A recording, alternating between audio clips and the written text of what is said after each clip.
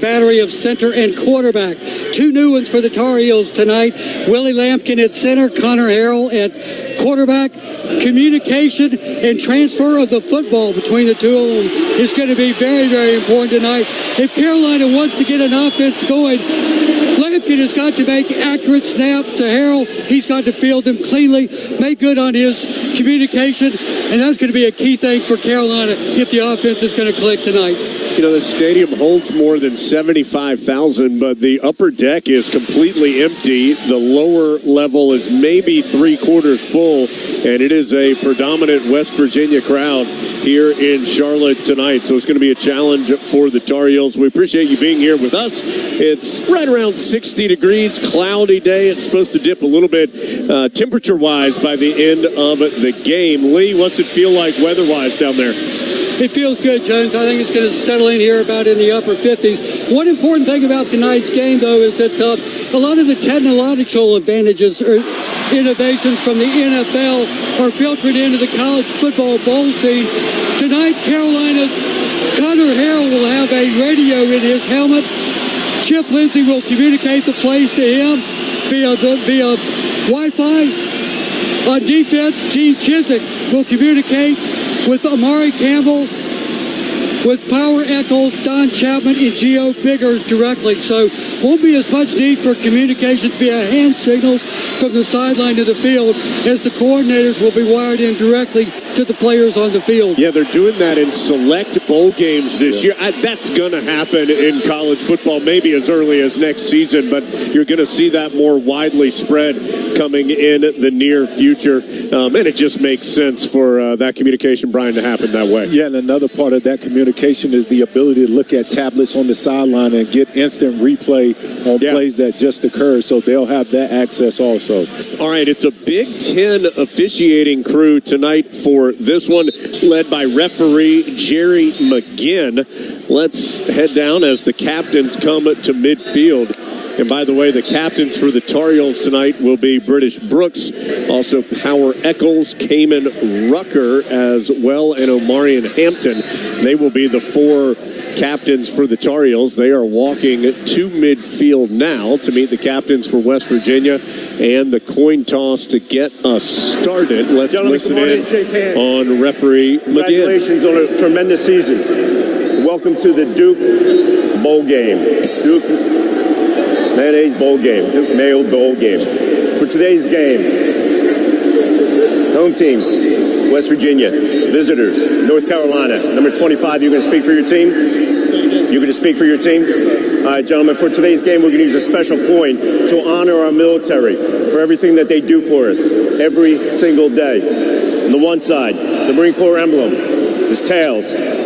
On the other, the United States flag is heads.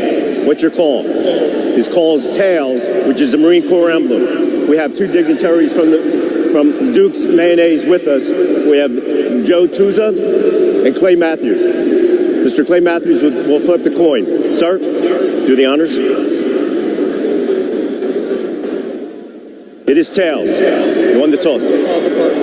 North Carolina has won the toss, like to defer to the second half. Well, a smooth start to the bowl game here as Jerry McGinn has the coin toss go, and Carolina wins the toss. It will be West Virginia on the field first offensively. Let's get to the starting lineups presented by Coors Light. Mountain Cold Refreshment made to chill 2023. Coors Brewing Company, Golden, Colorado. Celebrate responsibly. Garrett Green, the 5'11 junior, will be the quarterback for West Virginia. 15 passing touchdowns, 13 rushing touchdowns. That is the most for a quarterback in the country. Freshman Jaheim White expected to get the start at the running back position. The leading rusher for West Virginia, C.J. Donaldson, out with an injury. White has run well and played well this year, though, as well. He has 792 yards, including 522 on the ground in the last 4 games. Preston Fox was listed as a starter at wide receiver. He is a late scratch for West Virginia with an upper body injury. Traylon Ray, NC State transfer, Devin Carter are the other two starters listed. We'll see who that third starter is for West Virginia. Cole Taylor leading the team in receptions with 33 is the tight end. Left to right on the O-line for West Virginia, Wyatt Milam, Thomas Remack, Brandon Yates, Jaquay Hubbard, and Doug Nestor. The best offensive lineman for West Virginia is their center, Zach Frazier. He was injured last game against Baylor, will not play. Defensive starters for Carolina listed up front. The normal four on the line: Des Evans, Kevin Hester, Miles Murphy, Kamen Rucker, Power Eccles, and Amari Campbell at linebacker. The corners: Amari Chapman, Marcus Allen, Don Chapman, and Stick Lane at safety. We expect to see freshman Caleb Cost at the star position. Ready to kick off for Carolina is Liam Boyd, and the Duke's Mayo Bowl is underway. It's a low kick, which will skip at the 10-yard line and then through the back of the end zone. Boyd looked like he slipped a little bit as he made contact with the ball. It will be a touchback, and West Virginia will start on its own 25-yard line. Duncan uniform report. It's always game on with Duncan, which is why grabbing a coffee is the most important game day ritual. Because the best call for football is Duncan. America runs on Duncan. Carolina wearing the white helmets, white jerseys, Carolina blue breeches, the Carolina blue NC on the side of the helmet with a Argyle stripe down the side. Numbers and letters in Carolina blue, Argyle down the side of the pants as well. West Virginia, navy blue helmets with the state of West Virginia in gold on the side. Gold jerseys, navy blue pants for the Mountaineers. Just taking a look defensively for Carolina. No surprises there. It is Caleb Cost, the freshman, at the star position. The rest of the starters for the Tar Heels defensively are who we listed for you a moment ago. It is going to be Garrett Green in the pistol for the first snap of the ball game. It is a play action, and Green looking to throw. He'll go deep down the field, wide open, heading down the far sideline. One play and a touchdown for West Virginia. 75 yards. Green to Traylon Ray for the score. Yeah, and the one thing you worried about early on is communication and just a lack of energy, and both things were on display on that first play of the game. Just a simple route, just the over route, nothing tricky, and then gives up the easy touchdown. Just way too easy. That is the longest play Carolina has allowed this season. It is tied for the longest play of the season for West Virginia's offense. Traylon Ray was a good 5 or 6 yards behind anybody on Carolina's defense. So one play and a score for West Virginia. Extra point is up and in. That took 11 seconds. And the Tar Heel defense gives up a one-play score to get things started. Yeah, and Chapman has, an older guy, and that's just an over route right there. Chapman has him, and for whatever reason, he's not running to get on top of that route, and that's just way too easy. So, one play for West Virginia. All they needed, 75 yards and 11 seconds off the clock. So, Carolina now will get the football and try and answer. It's going to be Connor Harrell at the quarterback spot. Amari Hampton, the Tar Heel running back. Listed starters at wide receiver: J.J. Jones, Gavin Blackwell, and Nate McCollum. Deems May, the listed starter at tight end, with Copenhaver, Morales, and Nesbitt all out. Left to right on the O-line: Diego Pounds, Ed Montelis, Willie Lampkin, William Barnes, Spencer Rowland.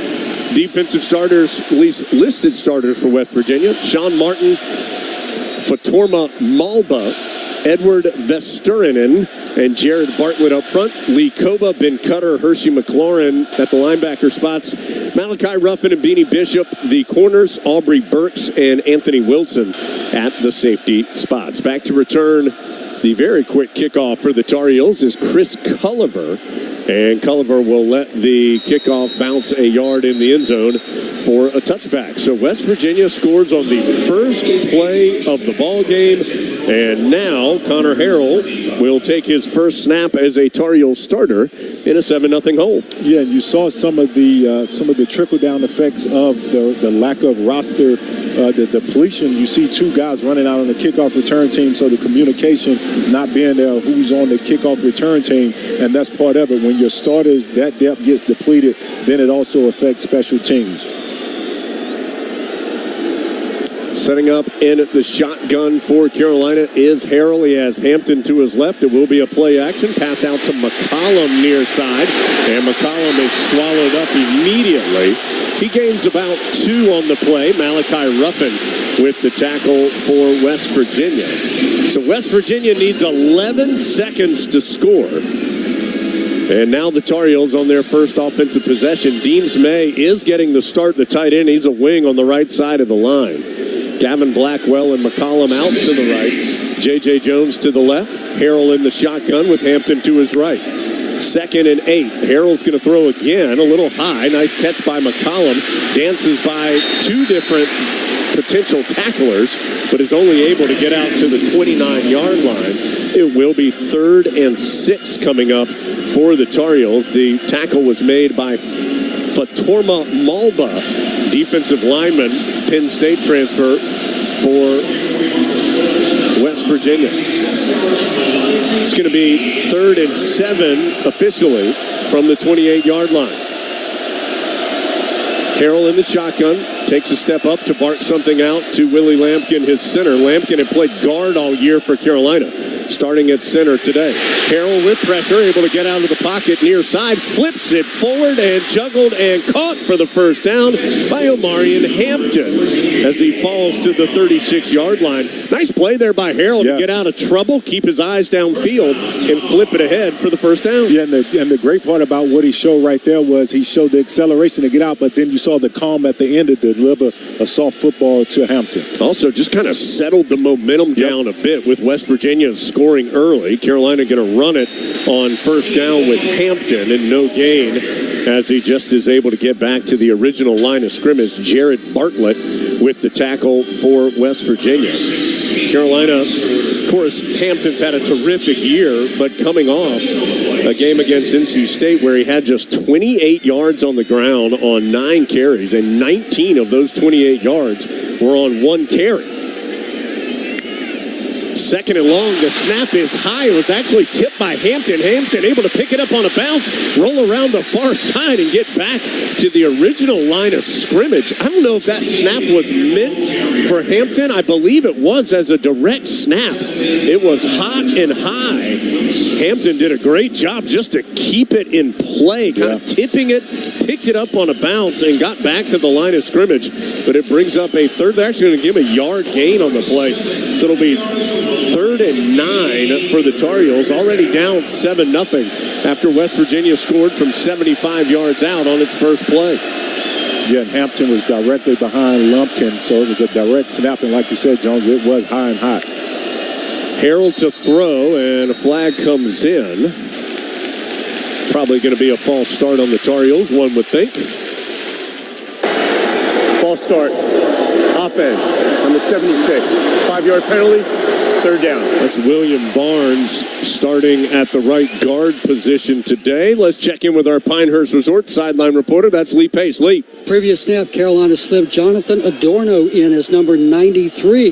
There's not a 93 on offense. The only 93 is Jacoby Cowan. So I checked out his name. He's normally number 62 in offensive guard. So let's see what 93 does for Carolina. Yeah, a couple of number changes we'll give you in just a second if Carolina can convert this 3rd and very long. And it's just going to be a quarterback draw with Harrell. Boy, Harrell's got some speed. Harrell spins away. He's going to have the first down as he went right up the gut on 3rd and 14 and gets 16 yards on the play. And Brian, here's something we've learned about Connor Harrell. He can move. Yeah, he shot out of there. Like you could see the acceleration and the speed in the first 5 yards, and that was a good, tough finish to the run. So Adorno is wearing 93, as Lee told you. Deems May normally wears 82. He's going to wear 88 today. 88 normally worn by Kamari Morales, but Morales has hit the transfer portal and already committed to Boston College. So those 2 number changes, significant for the Heels on offense, as Harrell is going to play action and look to throw. Scoot to his left, keeping his eyes down the field. Now he's going to tuck it and run. Harrell, 45-40, tiptoeing down the near sideline. And Connor Harrell effectively using his legs to get to the West Virginia 38-yard line. Another quality run. That gains 14. Yeah, Jones, I love what I'm seeing out of him early early on, because even when he escaped the pocket, what you saw was his eyes downfield looking to find the receiver, and then once he saw everybody covered up, he decided to use his legs and make an explosive play for the offense. So West Virginia scored on its first play of the ball game. Carolina has converted a couple of long third downs to move into West Virginia territory. Now they give it to a familiar face in Omarion Hampton, and he plows forward for a yard over the right side. Tomiwa Durajaye, the redshirt freshman, makes the tackle for West Virginia. It's a gain of 1. Yeah, that's the second time they did the direct snap, the Wildcat type of formation with Hampton. So it's interesting to see the first 2 times that he runs the football, they decide to do it that way. Chris Culliver is in the game. He's at the wide receiver position. He's going to get an end around coming to the near side, but he got to stay inside that block. Yeah, he had, I think, an opportunity, as Brian alluded to cut up. Instead, he tried to bounce it to the outside and was taken down by Tyron Bradley. Had Culliver made that cut up and stay inside the block, as Brian alluded to, I don't know if it's a big game, but I think he gets 5. Yes, not a tackle for loss. Yeah, instead he loses 4, and that'll bring up 3rd and long for Carolina. The Heels have already converted a 3rd and 7 and a 3rd and 14. Here on the 11th play of the drive, it's going to be a 3rd and 13 from the West Virginia 40-yard line. Harrell, pressure immediately in his face, avoids one man, avoids another. Harrell dancing his way through traffic. A late flag comes in as Harrell is ending up back around the line of scrimmage. Ends up as a loss of 2 to the 42-yard line. Caden Beiser eventually made the tackle for West Virginia, but let's see on the flag. Came in very late. Personal foul. Legal blindside block. Offense, number 63. Penalties decline. 4th down. So that's Ed Montelis. And looks like Tar Heels going to send out the punt unit. And you may say, why punt? You're down 7-0 already, but it is 4th and 15 here. I think if it's 4th and 5, maybe you are willing to be a little more aggressive in a game where you've got a lot of young players. But and you can't overreact to one play, which was their touchdown. 4th and 15 this early in the game, even from the West Virginia 42. Tar Heels going to punt it away. It's a good one by McGinnis. Fair caught inside the 10 at the 8-yard line by Beanie Bishop. So just a 34-yard kick yardage-wise, but that's exactly what the Tar Heels wanted, to try and pin West Virginia deep in its own territory. Well, Connor Harrell certainly showed some signs of life in that first offensive possession for the Heels. They end up having to punt. Bigger issue is West Virginia ran one play, went 75 yards, and scored a touchdown. We'll see if the Tar Heel defense can do a little better in its second opportunity. 7-0 West Virginia, 8:37 to go, first quarter from Learfield. What makes a team legendary? Excellence you can count on, day in and day out. Grit, determination, giving it their all until the final whistle. That's what legends are made of. Like Ford F-Series, the best-selling truck for 46 years and counting. Check out the 2023 Ford F-150 truck at your Carolina Ford dealer and become a fan today. Based on 1977 through 2022 calendar year total sales. This is the Tar Heel Sports Network from Learfield.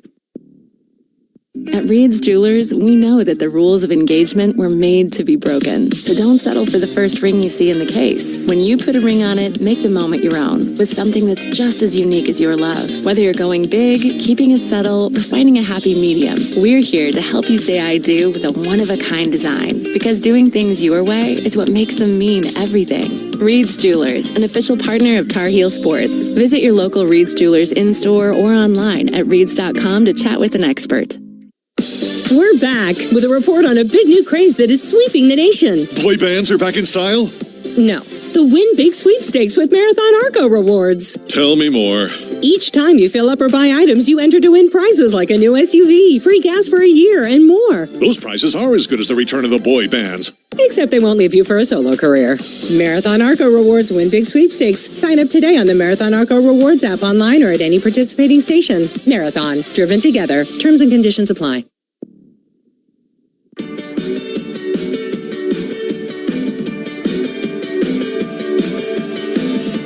Coverage tonight of the Duke's Mayo Bowl, presented here on the Tar Heel Sports Network by the Honda dealers of the Carolinas. This season, make the play and win the road with the 2023 Honda Pilot Trail Sport. Visit your local Honda dealers of the Carolinas today. Reminder, if Carolina gets any sacks today, it's a sack to give back. Food Lion Feeds will donate 1,000 meals to feed our neighbors in need in Chapel Hill for every sack this season. Of course, Tar Heels would just like to get a stop on a play because West Virginia's only run one play. It was 75 yards and a touchdown. Brian, obviously, the Tar Heel defense is going to need to look a little more alive because I think what we saw in the first offensive possession, Tar Heels have enough to be competitive in this game, even with so many reserves on the offensive side. Clearly, the defense got to do a little better. Yeah, and that was my concern coming into it, is just how defensively are we going to match up, especially considering the losses we have from a personnel standpoint.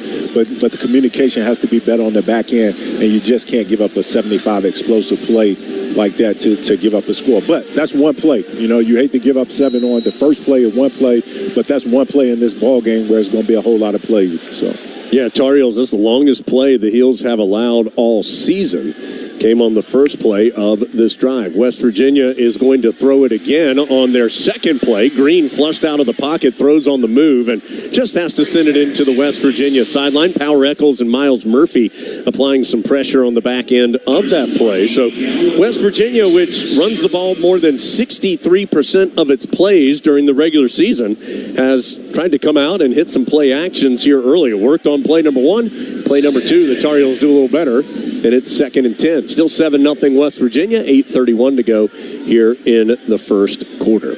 Green in the pistol, and it will be the first run of the ball game. Ooh, a big tackle by Amari Campbell as he drills Jaheim White at the line of scrimmage as White was trying to stretch it to the left side. It will be a gain of 1, but Brian, that was a pretty good pop there by Amari Campbell. Yeah, you saw the explosion, you saw the form tackling. That was a good play. And Jones, here's another thing. Like we talked about the new starters on the back end, on the back 7. Well, the front 4 are the original characters. Yeah. So those guys have to step up and take the pressure off the rest of the bunch. Yeah, Tar Heels did see Kedrick Bingley-Jones, a reserve, go into the portal, but pretty much everybody else who has played significant snaps has heavy pressure coming. Caleb Koss missed a sack in the end zone. That's going to allow Green to get out of the pocket. He slides down, takes a pop as he does so, and here comes the flag on Don Chapman for hitting a sliding quarterback. Carolina brought heavy pressure on 3rd and long, and Green able to avoid the sack in the end zone, get out of the pocket, scramble for the first down, plus it appears they'll add the flag, although the officials are talking about it. Let's find out. Yeah, they're going to add the yardage. Personal foul. Defense, number 2. Unnecessary roughness, hit on the quarterback. 15-yard penalty be added on the end of the run. Automatic, first down. So Carolina was heavily penalized in the final 2 games of the regular season. They were flagged 19 times for 174 yards in those 2 losses to Clemson and NC State. And they get their first defensive penalty of the game. The run plus the penalty will move the ball out to the 36-yard line and give West Virginia a fresh set of downs. Green to throw, and it sends it over the head of his intended receivers. The near numbers. That was Traylon Ray, who caught that long touchdown earlier. He was guarded by Marcus Allen on the play. Yeah, and on that last play, Caleb Koss, he has a chance to get a sack. He has to rush up the upfield shoulder on the quarterback. You can't go on the down shoulder and then allow the quarterback to go out of the back door. So 2nd and 10 after the incompletion on first down. West Virginia leads 7-0. They scored on the first play of the game. Carolina moved into West Virginia territory, but then went backwards and ended up having to punt. And a run on 2nd down is going to net about 4 yards for West Virginia. It will bring up 3rd and medium. Power Eccles with the tackle on the play. So West Virginia picked up a first down on its first 3rd down earlier in this drive. They'll get another chance here. And already they've snapped it. Green out of the pocket. A flag comes in. As Green, after the quick snap. I don't think West Virginia was set. Yeah, they moved very quickly there. Holding Offense, number 72, 10-yard penalty from the previous line of scrimmage, third down. So instead, it will be a holding call on Doug Nestor. And that's going to move the ball back to the 30-yard line and bring up a 3rd and long for West Virginia. It'll be 3rd and 16 from the 30. Coming in, Amari Gaynor for the Tar Heels.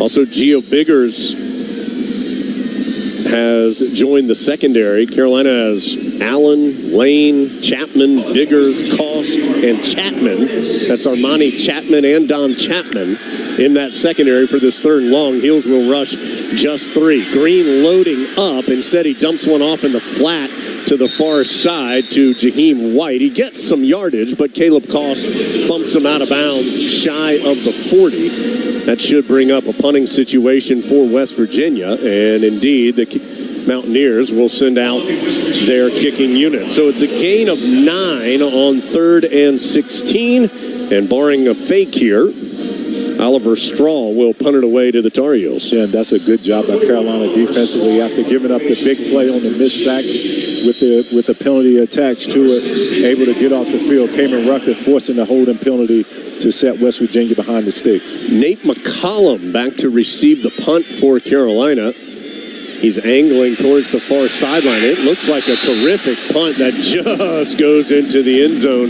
for a touchback. That thing bounced at about the 8. Looked like it was going to check up at around the 2, but slid into the end zone for a touchback. It is a booming 61-yard punt by Straw, the sophomore from Australia, but it will net 41 yards.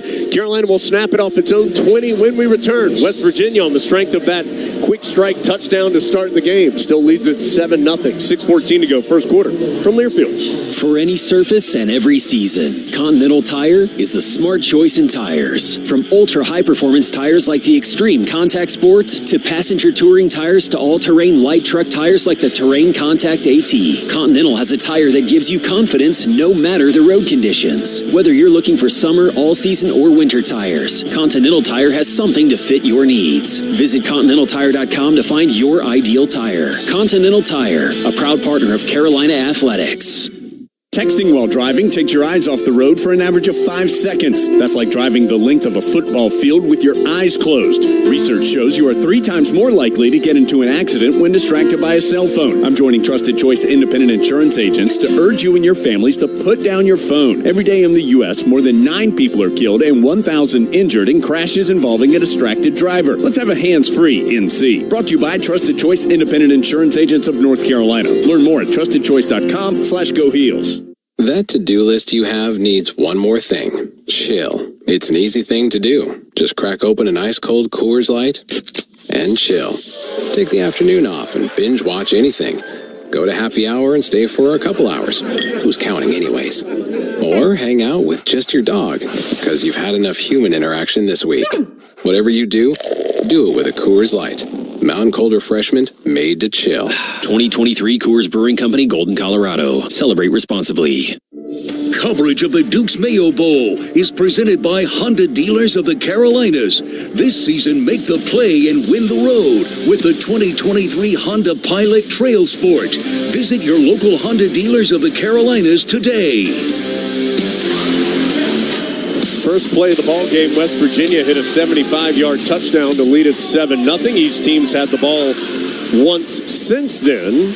Each moved the ball some, but ended up having to punt. So 7-0 West Virginia. Carolina will start on its own 20 when action resumes. 6:14 to go, first quarter. SeatGeek's the official ticket marketplace of Carolina Athletics. Whether you're buying or selling tickets, SeatGeek is the place to do it. SeatGeek, so Tar Heel fans can fan. Let's break 10 seconds for station ID. We'll do it now down the lines on the Tar Heel Sports Network.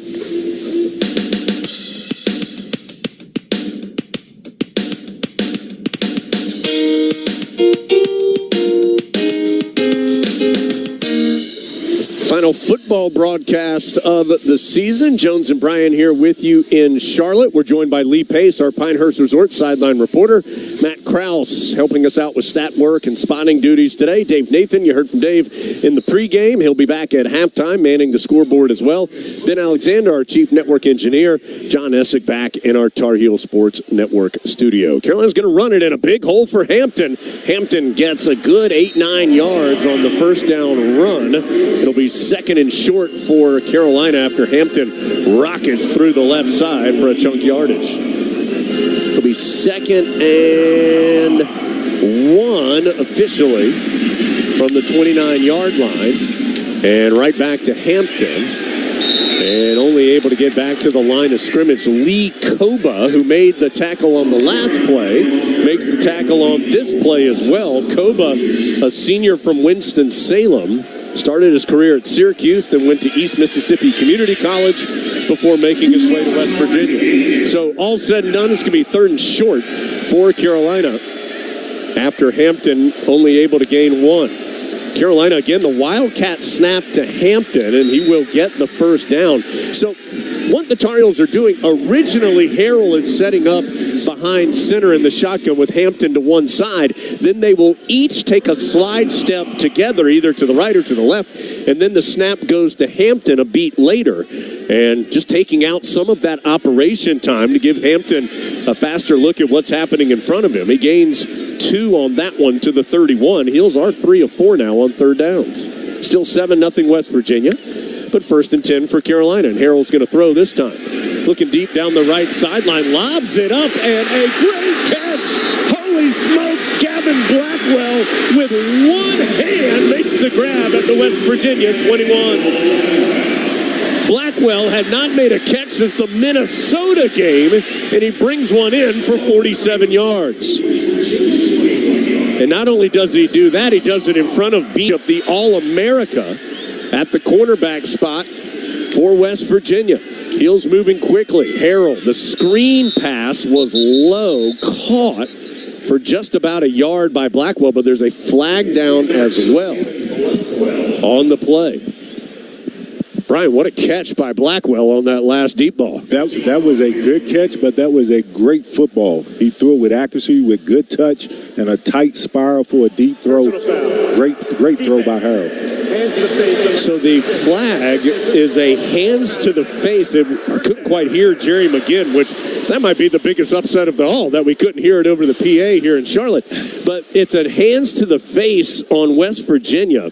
So it will be Carolina moving the ball half the distance to the goal and a first down. Now, that half the distance to the goal is going to put it at the 10.5-yard line.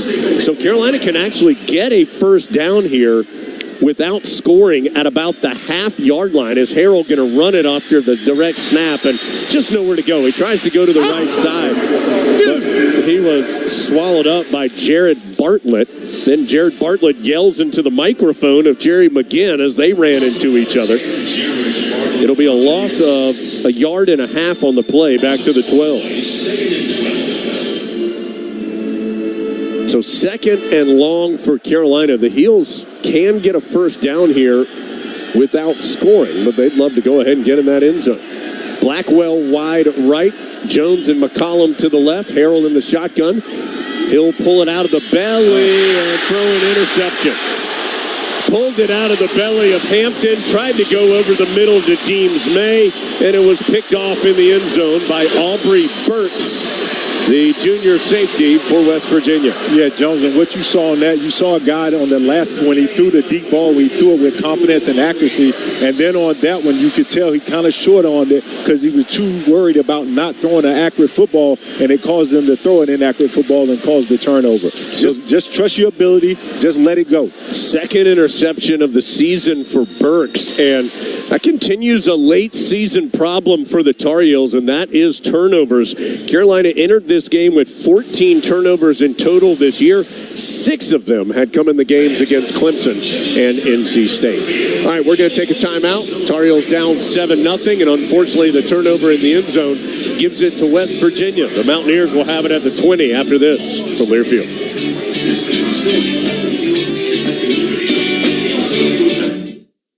Wherever the road takes you this holiday, make it memorable in the ultimate driving machine. Step into the BMW X5 with capable performance, cutting-edge technology, and unmistakable presence. Or chart a different course in the BMW X3. With style and powerful all-terrain versatility, there's no limit to your adventure. Find your ultimate BMW X3 or X5 at the Road Home sales event.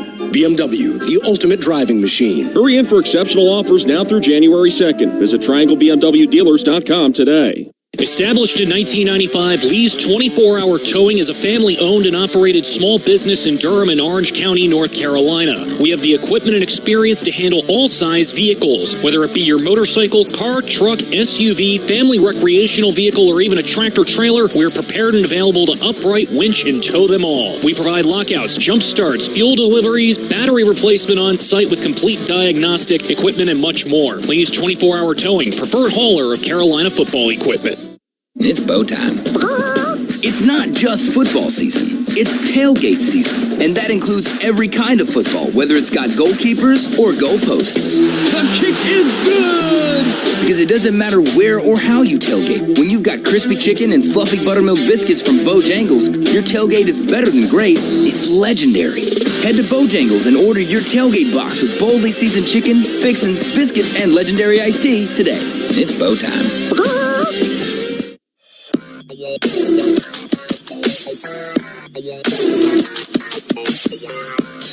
Just the fourth red zone turnover of the season for the Tar Heels, but that is the third in the last 3 games. There was that fumble early in the game against Clemson from Omarion Hampton. That doesn't even count the long run by Hampton, where there was a fumble in that game.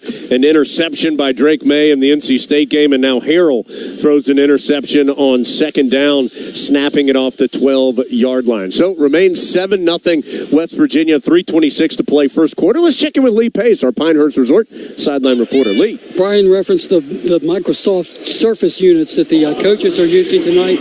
Manny Miles, one of the offensive assistant coaches, works with quarterbacks, is over his Surface right now. Connor Harrell is looking at it. They're going over and over, running it forward, running it back over on that last play. It's a toss sweep out to the far side. Power Eccles and Stick Lane help combine to make the hit, but it's a gain of 5 for Jaheim White and West Virginia. So it'll be second and medium for the Mountaineers. Brian, is that immediate? Well, I'll ask you after this play, as Green's already snapped it, rolling out to the near side and completing to Traylon Ray. Chapman slipped and fell. We saw plenty of that in the state game, and then that allowed Ray to advance it past the 40-yard line out to the 41, gain of 16. Is that immediate feedback helpful in your mind? Absolutely, because now coaches can see exactly like misalignments, where guys are getting out of gap or whatever. They can make corrections in real time versus, usually you don't have that ability. Sometimes guys can do it, but that communication sometimes is late. 7-0 West Virginia. They have a first down on their own 41-yard line, and Green will throw out of the shotgun. Has time to do so. Flag comes in. There's going to be a hold on the play. Green able to get into Carolina territory, but I think this one's coming back as the Tar Heels had a man dragged down in the backfield. We'll wait and see on the flag. West Virginia, not a heavily penalized team, averaging fewer than 5 flags per game at 44 yards. Holding, offense, number 58, 10-yard penalty, remains first down. But that is the second holding infraction on West Virginia. That one comes on Nick Malone, a backup tackle, and it will move the ball back to the 31-yard line. Yeah, and I think Rucker's just getting his respect. We talked about all year the amount of holding calls he should have generated, and he's created 2 tonight. He's just getting the calls tonight. Yeah, he got pulled down by, looked like almost the neck of his jersey there by Malone. It'll be a swing pass out to the far side to White. Tar Heels are able to just kind of flow with him, and Biggers helps usher him out of bounds after a gain of a couple. Advancing to the 37, a gain of 6. It will bring up third down and long for West Virginia. Or excuse me, second down and long. It's second and 14. That holding call came on first down, not second down. for West Virginia a moment ago. 7-0 Mountaineers, under 2 minutes to go first quarter. 2nd and 14, snapping off their own 37-yard line. It will be a run. White has a lot of room as he started to the left and then cut up and gets good yardage to near midfield. It will be 3rd down, but 3rd and short. After the 13-yard gain, West Virginia needs just 1 to move the sticks. Yeah, for defensive linemen, once the ball, you start thinking it's a lateral run, you know, they have a tendency to start trying to get thin and get across face, but you got to stay square and stay thick. Use your hands to get off blocks. That way you can come back and get and make a play on the football. West Virginia 1 for 2 thus far on 3rd downs. This is 3rd and short. And Green will hand off. And the ball is loose. Carolina jumps on it. Armani Chapman able to recover the fumble. Carolina gets the turnover. Throwing on the field. Yeah, that's the play Carolina needed defensively. Somebody step up and make a big play. Your offense turned the football over. You give up an explosive score, but now you make a turnover and give your offense a short field, and hopefully we can capitalize on it. It was a different running back. DJ Oliver, a freshman, had checked into the game for West Virginia, and he fumbles it away to the Tar Heels. Oliver only had 10 carries in the regular season. So at the 47-second mark of the first quarter, Armani Chapman recovers the fumble, and the Tar Heels will take over at their own 44-yard line. Still down 7-0. They're going to run it with Hampton. Hampton pushing the pile to midfield, gains 6 on the run. It'll be 2nd and 4.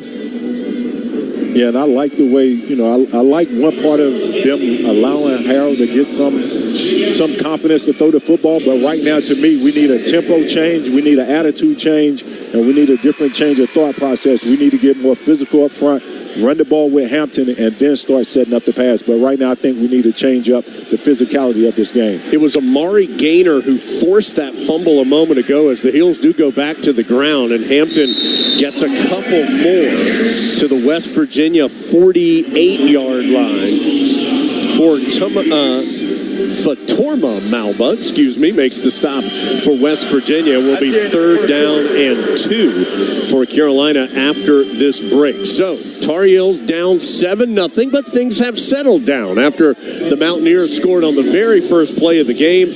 Tar Heels have moved the football well, but a red zone turnover has kept this game scoreless, at least from the Tar Heel perspective, as we head to the second. Mountaineers 7, Tar Heels 0 going to the second quarter in Charlotte. Heels looking at a 3rd and 2 when we come back from Learfield. From the mountains to the coast, 2.5 million North Carolinians are members of an electric cooperative. As a co-op member, you're part of exciting efforts to power a brighter future in the Tar Heel state. From innovative energy projects that make the grid more resilient and sustainable, to initiatives that strengthen local communities and services that make managing your energy use easier, electric cooperatives are here for you. Learn more at ncelectriccooperatives.com/brighter. They're not just the Tar Heels, they're your Tar Heels. Customize your Wells Fargo debit card or open an account today to show your Carolina pride with every purchase. Get started at wellsfargo.com/Tar Heels. Wells Fargo is proud to be the official bank of Carolina Athletics. Copyright 2023. Wells Fargo Bank, N.A. Member FDIC.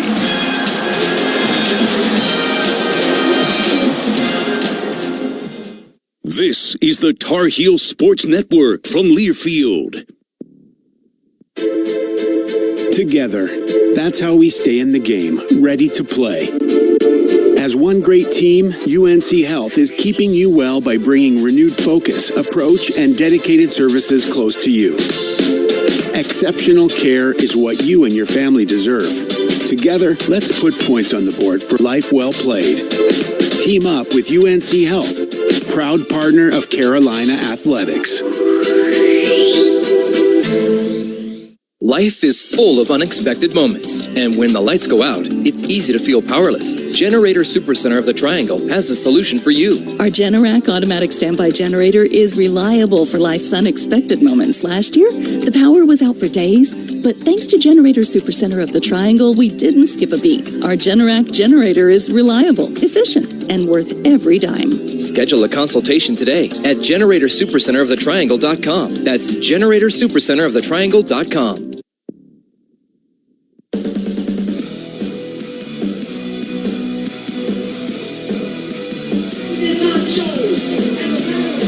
West Virginia 7, Carolina 0. Tar Heels have the football. They'll have it 3rd and 2 at the Mountaineer 48-yard line when the second quarter begins. Let's take a look at the stats from quarter number 1, presented by Lenovo, global technology leader that has called North Carolina home since 2005. Lenovo.com, the website. Lenovo, smarter technology for all. Heels have 103 yards, 58 passing, 45 rushing. West Virginia, 147. Those 75 came on one play, of course. 105 total passing yards, 42 on the ground. Heels held the ball nearly 10 minutes in that quarter. Of course, where West Virginia, again, had that one explosive play. And now a big third down for the first play of the second quarter. Heels have been good, 3 for 4 on third down thus far, and they're going to keep it in the hands of Hampton. Hampton gets a yard, needed 2. He was popped by Malachi Ruffin, and he's going to be a yard shy of the first down. Brian, what do you think? Yeah, down 7-0. They're going to go for it. Yeah, here early second quarter. A game, of course, that you want to win, but that isn't going to have a bearing on the final result of your season, as Harrell is going to roll out and throw. Now he'll tuck it and run. He's going to have to do some work, and he does to get the first down. Well, Brian, threw a quarter and a couple plays. Connor Harrell, impressive. No, he is. He's an athletic kid. He can throw the football. You know, I would like to see him them protect him a little better, but you know, other than that, he's been on the run a bunch. 3 receivers out to the left, but Carolina's going to keep it on the ground with Hampton and drag down from behind as William Barnes couldn't hold his block. Hampton had Edward Vesterinen right in his face, and pretty good work, honestly, by Hampton to get a yard on the play to the West Virginia 44-yard line. Yeah, William Barnes so far in this game has really struggled with guys crossing his face, using speed to get across his face.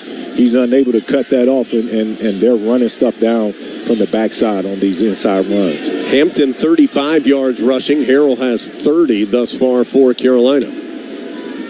It will be a draw to Hampton this time. Patiently waits, now fires up the middle and pushes the pile to the 40. They're going to say forward progress, stop there. Ben Cutter from Denver, North Carolina, was on the 16-0 state champion East Lincoln team a year ago.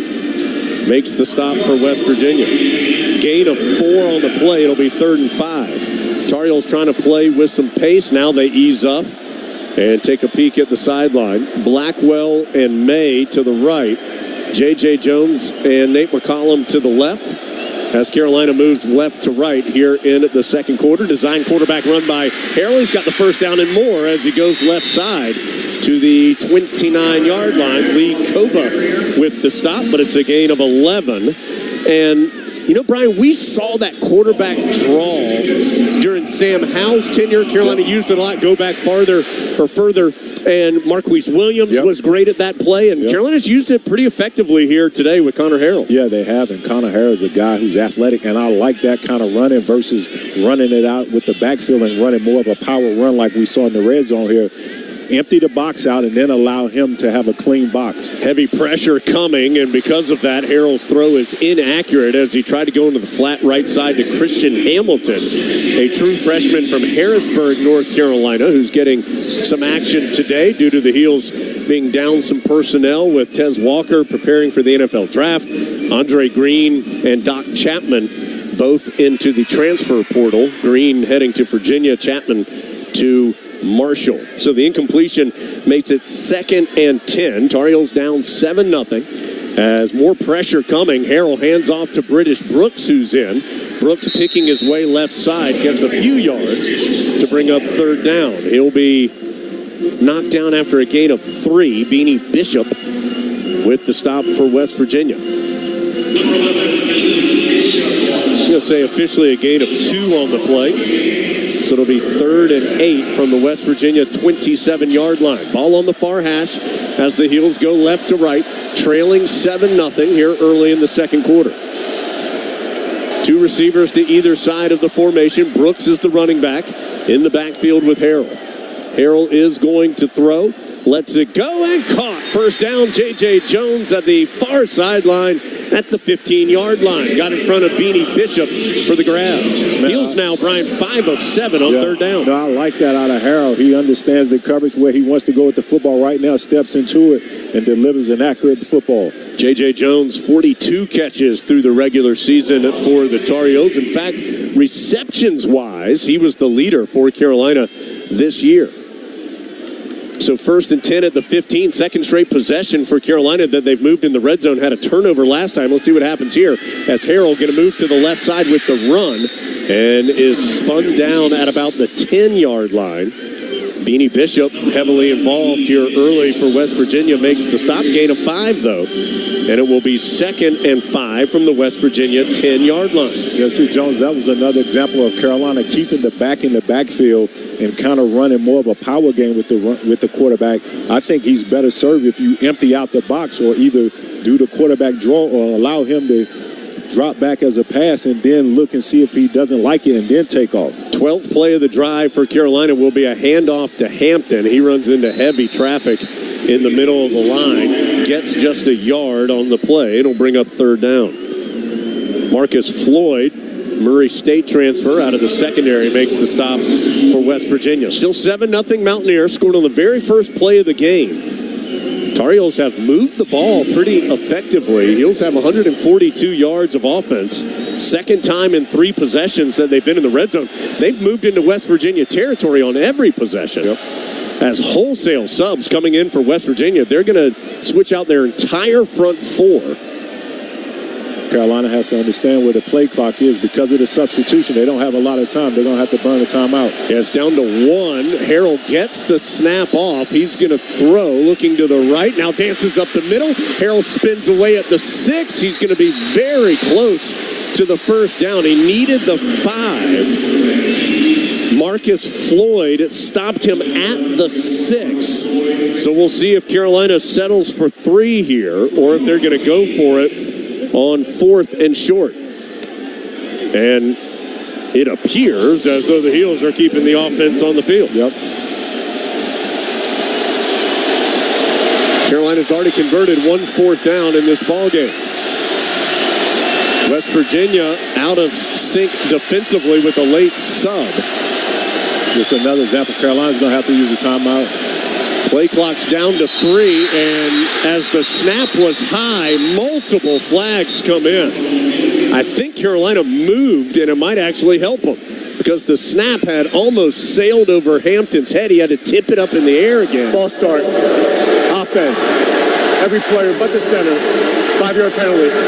Remains 4th down. And so that's actually going to give Carolina the chance to kick the field goal instead of turning it over on downs. But, Jones, here's what happened. Because of the clock situation, the quarterback was rushing to get the snap, and everybody else was moving off of that. But it wasn't when the center wanted to snap the football. In that case, in that situation, Coach Brown should have used the timeout to settle everything down and then get a right play called in. So Noah Burnett will come on and try a 29-yard field goal, not quite all the way to the far hash. Almost there as the Heels try to get on the board. Snap is back, spot is down, kick is up, and it's right through there. So Burnett, who has had a really good year, is now 19 of 20 on the season for field goals.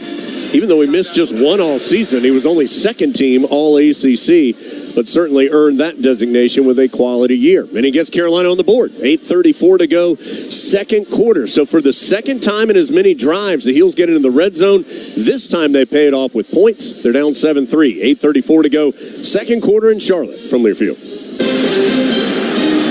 And we're back with the action. Coke Zero Sugar might be the best Coke ever. That's right, Jim. With an irresistible taste and zero sugar, Coke Zero Sugar is a must-try for any sports fan. So make sure you... Wait, Jim, I didn't mean try it right now. We're still on the air. Best Coke ever? Take a taste, Jen. Really? No, not right now, Jen. We got a game to call. I love Mondays. And yes, I'm being 100% serious. Why? It's because I'm a Dunkin' Rewards member. And Mondays are better with Dunkin' Rewards. Every Monday this month, Rewards members get a free medium hot or iced coffee with any purchase. Not a member? Join on the Dunkin' app and never miss a deal like this. Dunkin' Rewards. Save them, stack them, use them how you want. America runs on Dunkin'. Limit 1 per member per Monday. Additional charges and terms may apply. Participation may vary. Limited time offer. If you're a Tar Heel fan, you know what a winning lineup looks like. Tough, dependable, and versatile. So if you're looking for a new car, check out Honda's impressive award-winning roster to find your MVP. Civic, Accord, CR-V, HR-V, Passport, Odyssey, Ridgeline, and the 2023 Pilot. Rugged capability, intelligent all-wheel drive systems, and traction modes. Find your Honda at your Honda dealers of the Carolinas today. Carolina football is brought to you by Fairfield by Marriott. Part of the Marriott Bonvoy portfolio of hotels is a proud partner of Carolina Athletics. You're listening to Tar Heel Football. After the game, we'll have our best in the game brought to you by Old Dominion Freight Line. That's our player of the game feature. Old Dominion Freight Line works hard to be the best in the game and is proud to support those striving to be the best in theirs. 7-3, West Virginia with the advantage. 8:34 to go in the second quarter. Carolina's had the ball 16 minutes and 13 seconds in this game. The Heels have run 29 plays. West Virginia has run 12 plays and had the ball 5 minutes and 13 seconds, and yet that one play, the 75-yard touchdown, still the biggest play in the game, with West Virginia leading 7-3. We're going to check in with Lee Pace after the Tar Heels kick it off here. Now trailing 7-3. By the way, that field goal by Burnett officially 28 yards to get Carolina on the board. The kickoff will be a touchback. And now let's check in with Lee down on the Tar Heel sideline. Lee, what's up? A number of newcomers here on the sideline tonight, Jones. About 15 either incoming freshmen or transfer portal entries. We'll get to a couple stories on those kids as the game goes on. But also interim chancellor Lee Roberts is here on the sideline with his wife Liza. They're with Bubba Cunningham on the Carolina sideline, walking up and down and taking it all in. Big future ahead for Lee Roberts, just named interim chancellor ahead in place of Kevin Guskowitz, who has left for Michigan State. All right, we need to take another commercial break. 8:34 to go in the second quarter. It is West Virginia 7, Carolina 3 in the Duke's Mayo Bowl from Learfield. Don't you mean fa la la la la la la la la? Nope, we're shaking things up. Whatever you say. Shake things up this season at the Toyotathon sales event. Lease a new 2024 Toyota RAV4 LE for $339 a month for 24 months, plus $500 holiday bonus cash. Toyota, let's go places. Offer valid through January 2nd, 2024. Well-qualified lessees with approved credit through Southeast Toyota Finance. 3638 due at signing. No security deposit with select equipment. $350 disposition fee. Excludes tax, tag, registration, title, and dealer fees. See dealer for details. This is the Tar Heel Sports Network from Learfield. It's bow time. It's not just football season. It's tailgate season. And that includes every kind of football, whether it's got goalkeepers or goalposts. The kick is good!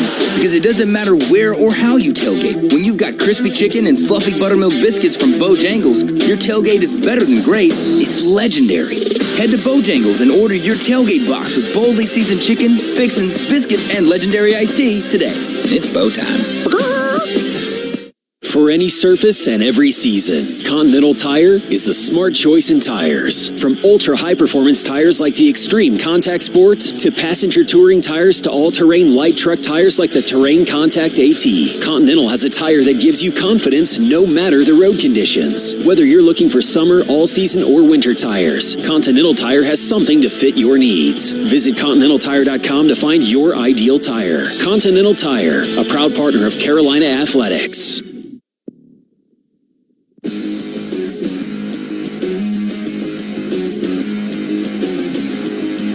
7-3 West Virginia, 8:34 to go, second quarter. Reminder, you can sync up our radio coverage to the TV if you're watching at home and like to listen to us during football or basketball. Go to syncmygame.com to learn easy instructions there. That's Sync My Game, SYNC mygame.com. Hey, Omarion Hampton, 40 yards rushing today. That gives him now in his season 1,482. He has passed Elijah Hood for the second most in a single season in Carolina history. Long way to go to get first place, though. Don McCauley had 1,720 yards, and that didn't even include the bowl game. In 1970, Hood had the old mark for the second highest total, 1,463, back in that terrific year of 2015. So congratulations to Omarion Hampton. Has had a really, really high-quality season for the Heels, and have to figure he's going to be a big part of the year next year for Carolina. Green's arm is hit as he throws, but still able to get enough on it to make the completion out on the far sideline to his tight end, Cole Taylor. Taylor ends up getting 8 yards in total on the play. Gio Biggers was chasing him down from behind and shoved him out of bounds, but it'll bring up 2nd and 2 for the Mountaineers. Just the 13th play West Virginia has run. Carolina has run 29 plays now officially in this game. Heels have some subs on that defensive front. We'll tell you about it in a second, but West Virginia is running the football, stretching to the far side. Good tackle there. Knocking the ball carrier out of bounds shy of the first down was Power Eccles, making the stop on Jaheim White. So it'll be 3rd and short for West Virginia. Bo Atkinson, Travis Shaw, Tamari Fox, and Kamen Rucker out there for Carolina. Now Atkinson will leave, and Javari Ritzy enters, as does Amari Gaynor. He comes in for Caleb Cost. So the Heels go a little bigger here for this 3rd and short play. Clock moving, 7:30 and counting in the second quarter. West Virginia had a 12-man coach they huddled up with it, coach trying to get the attention of the ref. Green is going to keep it himself on the read option and get the first down as he moves left side. Power Eccles and Stick Lane combine on the hit. Yeah, you can't huddle with 12 guys, but the officials, this Big Ten crew, didn't see it. But that's another example, Jones, because that's a substitution. I'm telling you, I would have a designated guy. Every single time the offense sub, I would walk a sub out there and tell him to take his sweet time. This time, West Virginia definitely with 11 guys on the field for this 1st and 10 snap to Green. He'll keep it on the ground with the handoff to White. Tar Heels shut the door pretty quickly. It's a gain of 3 to the 40-yard line. Yeah, I know, Carolina gives up the first play, the 75-yard touchdown, but, generally they say you can tell if a team's ready to play by the way they're tackling. You got to give Carolina credit. Like, you can hit a pass popping up here. Those guys are being physical up front. And that time it was the vicious graduate student from Lawrenceville, Georgia, Tamari Fox, popping the pads on the tackle. 2nd and 7, West Virginia going right to left, ball between the hashes at the 40. Green going to play action, then hit a bubble screen to the near side. Flag comes in as coming down that near sideline for West Virginia. It's Hudson Clement, but flag way back at the point of contact. I think there's going to be some kind of illegal block on the play. Maybe an offensive pass interference, something illegal, as both teams heading back from whence they started. Officials are having a long discussion about this, though. Clement had 17 catches, the redshirt freshman from Martinsburg, West Virginia. Ineligible receiver, downfield offense, number 55, 5-yard penalty, 2nd down. So instead, it's an ineligible receiver downfield. Thomas Remack, offensive lineman, got too far down the field before the ball was thrown. And West Virginia has hurt itself with some penalties here. A couple of holding calls that have put them behind the chains, and now that ineligible man downfield takes away an explosive play. Yeah, and I think that's on Clement, the receiver. He's supposed to stay behind the line of scrimmage. If he stays behind the line of scrimmage, then the offensive lineman obviously can release. 2nd and 12 after the penalty. Still 7-3 West Virginia. Both teams have all their timeouts here in the first half. Green looking to throw. In some trouble in the pocket and incomplete as He just dumps it off in the flat near side, shy of his intended receiver on the play. Yeah, good job by Bo Atkinson getting to the level of the quarterback and not just running up the field or going underneath. Stand there and then start pushing the pocket. That way when Green tries to escape, he can get off the block and force the errant throw. It was Jaheim White, the running back, that Green was trying to find out of the backfield. Jalen Anderson has come in now into the backfield. He'll be the running back standing to Green's right on this third down play, 3rd and 12. Anderson flushes out of the pocket, so there's 5 men in the formation. Green on the run, sails his throw over the head of his intended receiver, Cole Taylor, the tight end. Don Chapman defending on the play, and Tar Heel defense, after giving up that 75-yard touchdown on the first play, the Heels have done a much better job since then defensively. They forced a turnover and are forcing a punt here for the Mountaineers. Yeah, good job out the D-line, forcing them out of the pocket. That was Ritzy running to the football to force the quarterback not to feel comfortable. So after that one-play touchdown drive, West Virginia, 6 plays in a punt, a fumble, and then another 6-play and punt drive. Some pressure on the punter, but, oh boy, I think it hit a Tar Heel. Yes, and it's jumped on by West Virginia as the Mountaineers are going to take over around the Carolina 25-yard line. I think that hit off the foot of Derek Allen for Carolina, who was blocking down the field. Or excuse me, it was Christian Hamilton, both who wear 7. The ruling on the field was that the ball was touched by the receivers, recovered by the kickers. 1st and 10, West Virginia. So Hamilton was blocking down the field. It bounced off his foot and then jumped on by Marcus Floyd for West Virginia. So the Mountaineers on the muffed punt, or on the touched punt, I should say, will take it back over at the Carolina 26-yard line. Well, I can't have that if you're Carolina. Green going to hand, oh boy, another physical tackle. That time it's Caleb Cost and Stick Lane. Yes, sir. Those two combined for the big hit after a gain of 2. Yeah, and on that punt, Jones, that's not necessarily anybody's fault. You know, as a guy that's blocking, you got to tell the punt returner, once I get close to 5 yards, I'm bailing out. It's on you if you want to play Superman. Boy, there's a flag. Yeah, a Carolina player got slung down by a blocker. That flag comes in. It's going to be another hold, I believe, on West Virginia. Don't want to early call it, but I think that's what the call is going to be. The run gain 2. Holding. Offense. Number 72. 10-yard penalty. 2nd down. Yeah, I mean, there's going to be some booing from the West Virginia faithful, but Doug Nestor just grabbed somebody and threw him to the ground, pursuing the play. Let's see who it was. No surprise, it was Kamen Rucker. That's the 3rd one today he's called. So Carolina. And Jones, you force holding calls when you play aggressively downhill and you move your feet and getting off of blocks. And Carolina's done a good job of doing that thus far in the first half. So Carolina now defensively defending on a 2nd and 18 after the penalty. Green to throw. Quick hitter comes to the near side. And another good tackle. Don Chapman able to lay the wood on Traylon Ray after a short gain on the play. And the Tar Heels continue to swarm to the football. That's a gain of, I mean, really just the length of the ball. We'll say no gain on the play, and it brings up 3rd and long. So the Tar Heels forced a punt, but had the miscue with it bouncing off the blocker's foot, Christian Hamilton. West Virginia able to dive on it, but the Tar Heel defense trying to force either a field goal attempt or a 4th down opportunity. It's 3rd and 17 right now for West Virginia, who leads at 7-3 with 3:55 to go in the 2nd quarter. Green on the run. His pass is dislodged from the intended receiver, Caleb Cost. Hello.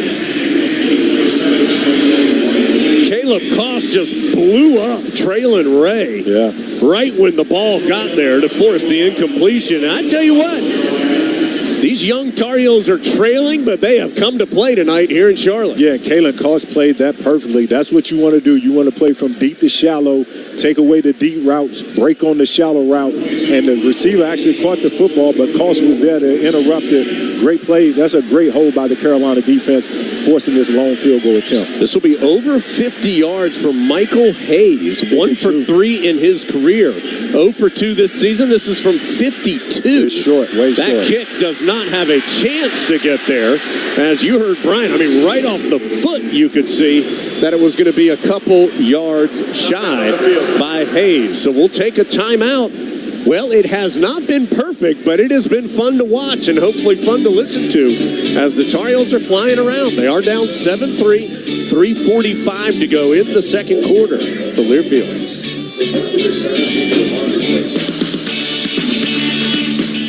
Get the home field advantage every time with Fairfield by Marriott, official hotel partner of the NCAA. Whether you're a student athlete working toward your championship dreams or your team's biggest fan, Fairfield has everything you need to get ready for game day, from comfortable guest rooms to complimentary hot breakfast. Fairfield is part of the Marriott Bonvoy portfolio of hotels. Visit fairfield.marriott.com to book your next game day stay.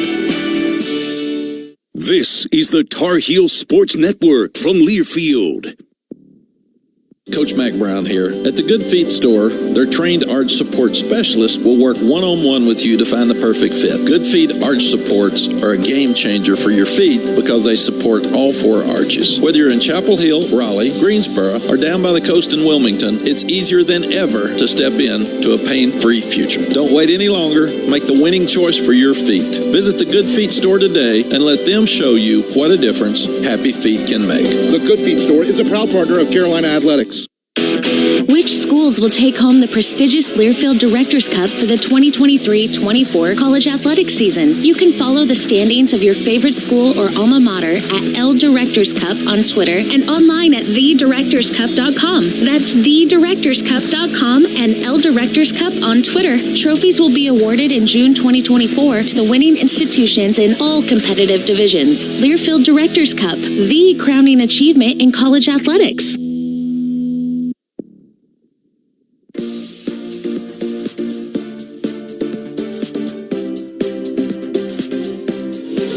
3:45 to go first half. West Virginia, touchdown on the very first play of the game, has 7. Tar Heels have a field goal, an All-State Good Hands field goal, brought to you by Allstate, which will contribute to the General Scholarship Fund of Carolina. Thank you, Allstate, for its 3 points. So 7-3 our score in total. 3:45 to go first half. Heels taking over after a missed field goal. Let's check in with Lee Pace on the Pinehurst sideline. Lee, what's up?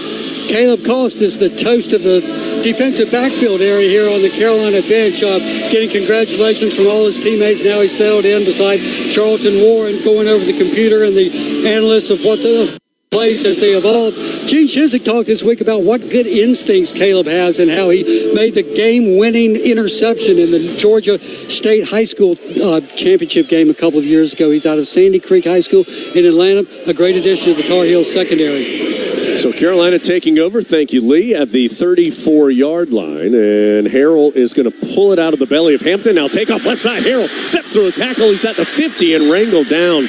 And Harrell grabbing his left ankle and hobbled as he comes to his feet. And anything to slow that young man down is bad news because his speed has popped here today. He's able to advance it before the tackle of Caden Beiser to the West Virginia 46-yard line. So a gain of 20 on the run. By the way, Lee's Sideline Report brought to you by the Pinehurst Resort, home of the 2024 U.S. Open. History is made in Pinehurst, one moment at a time. Harrell's still in there, and he's going to throw to Hamilton on the near side on the bubble screen. Hamilton just able to fight his way back to the line of scrimmage. Chris Culliver, fellow freshman receiver, was trying to help block on the edge, but couldn't do so cleanly. And the play ends up gaining just a yard at best. We'll call it 2nd and 10. I think it's just back to the line of scrimmage. Harrell, 6 of 8, 70 yards passing, near 50 yards rushing thus far. And he's in trouble in the pocket and just slings it away. Now the ball is kicked by West Virginia back towards the end zone. It's going to be an incomplete pass when it's all said and done as the officials have stopped the action. So Harrell was getting dragged down and threw it sidearmed while he was being dragged down. The sidearm throw was then kicked by Jared Bartlett back towards the end zone that West Virginia would like to advance to. And now a flag is thrown. Offense on the grounding. Offense. Number 15. Ball be placed with a spotting infraction. Loss of down. Third down.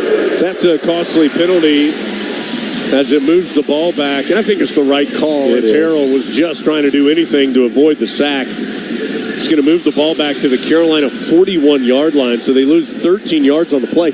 And keep an eye on that ankle. We will for you on Harrell. He just has been so nimble in the pocket and out of the pocket in this game thus far, but just couldn't move the same way on that play with pressure coming. And now the Heels facing a 3rd and a mile. It's 3rd and 15, down 7-3. And it's going to be a little shovel pass to Hampton, but he is hit immediately by Edward Vesterinen. And the spacing on that was not quite right. Yeah. It was more like almost a forward handoff, if you will. It was a pitch, but it only was in like the a shovel pass. Yeah, it was only in the air for about half a yard between Harrell and Hampton as Carolina just trying to do something, but it ends up losing 5 yards on the play. So the Heels end up going just 4 plays, but having to punt it away due to that big infraction on the intentional grounding. McGinnis, a line drive punt. This may be returnable by West Virginia down the near sideline. Beanie Bishop has danced through a couple Tar Heels. Bishop going to the far side. Bishop is going to take it all the way to the house. No flags down. West Virginia with the score. A 79-yard return for the touchdown. Yeah, and it started with the punt. Anytime you punt the ball short and a line drive like that, you outkick your coverage. You don't allow that time guys to get down. And then also with the punt formations, when you have 3 offensive linemen out there, you basically lose 3 coverage guys. So once the ball gets in the big field, you're in trouble. First time that an opponent has run a kick or a punt back for a touchdown against Carolina since Greg Stroman of Virginia Tech took one back 91 yards on October 21st of 2017. That a 79-yard punt return for the score.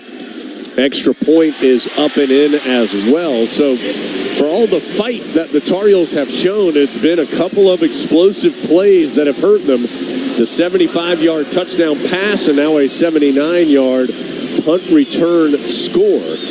And special teams have hurt. You've had the muff on the punt and then the poor punt by McGinnis that allowed really that return to get set up. We'll take a timeout. 14-3 West Virginia. Heels need to do something with 1:29 to go. First half from Learfield. When the North Carolina Tar Heels take the field, it's time to get physical. And as a proud partner of Carolina Athletics, Allen Tate Realtors wants you to get physical too. A home physical, that is. We'll help you determine your home's value, share the latest market data and trends, and recommend updates and improvements to maximize your most important investment. Whether you plan to sell or stay, get your home in the best shape possible with a home physical from Allen Tate. Visit homephysical.com to get started. If you're a Tar Heel fan, you know what a winning lineup looks like. Tough, dependable, and versatile. So if you're looking for a new car, check out Honda's impressive award-winning roster to find your MVP. Civic, Accord, CR-V, HR-V, Passport, Odyssey, Ridgeline, and the 2023 Pilot. Rugged capability, intelligent all-wheel drive systems, and traction modes. Find your Honda at your Honda dealers of the Carolinas today.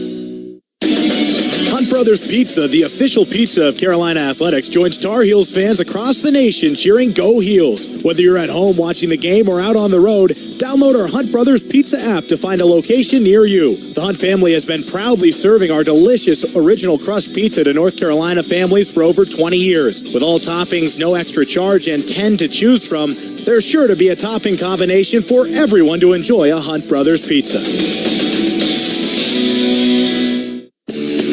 Coverage of the Dukes Mayo Bowl is presented by Honda Dealers of the Carolinas. This season, make the play and win the road with the 2023 Honda Pilot Trail Sport. Visit your local Honda Dealers of the Carolinas today. West Virginia officially a 78-yard touchdown on the punt return. Has taken a 14-3 lead over the Tar Heels with 1:29 to go in the first half. Carolina now does have 3 timeouts and is scheduled to get the football to start the second half as well. We're brought to you in part by the Good Feet store. If you have foot, knee, hip, or back pain, Good Feet Arch Supports are engineered to support all 4 arches to provide pain relief, balance, and comfort. Try them for yourself. Book your free fitting today at goodfeet.com.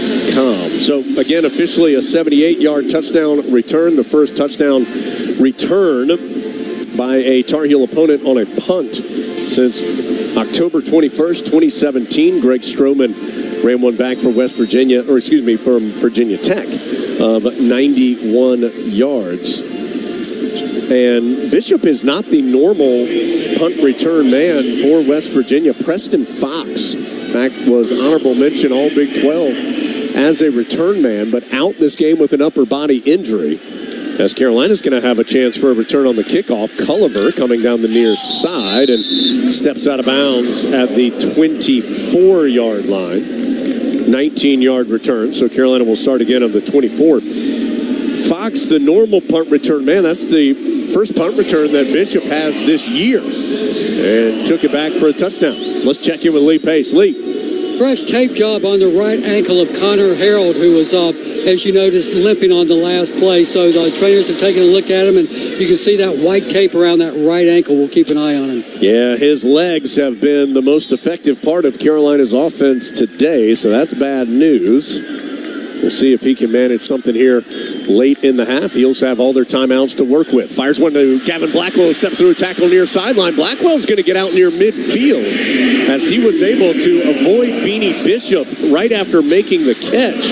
And that earned him and his teammates an extra 15 yards or so.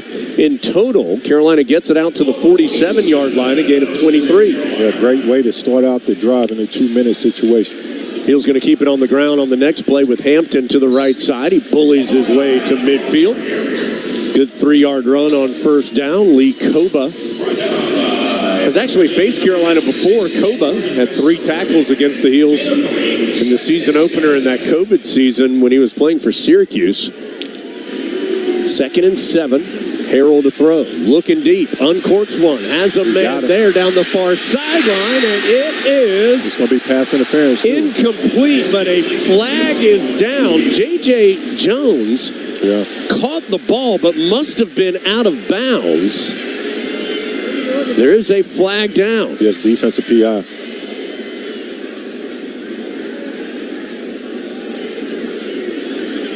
The official still talking about it.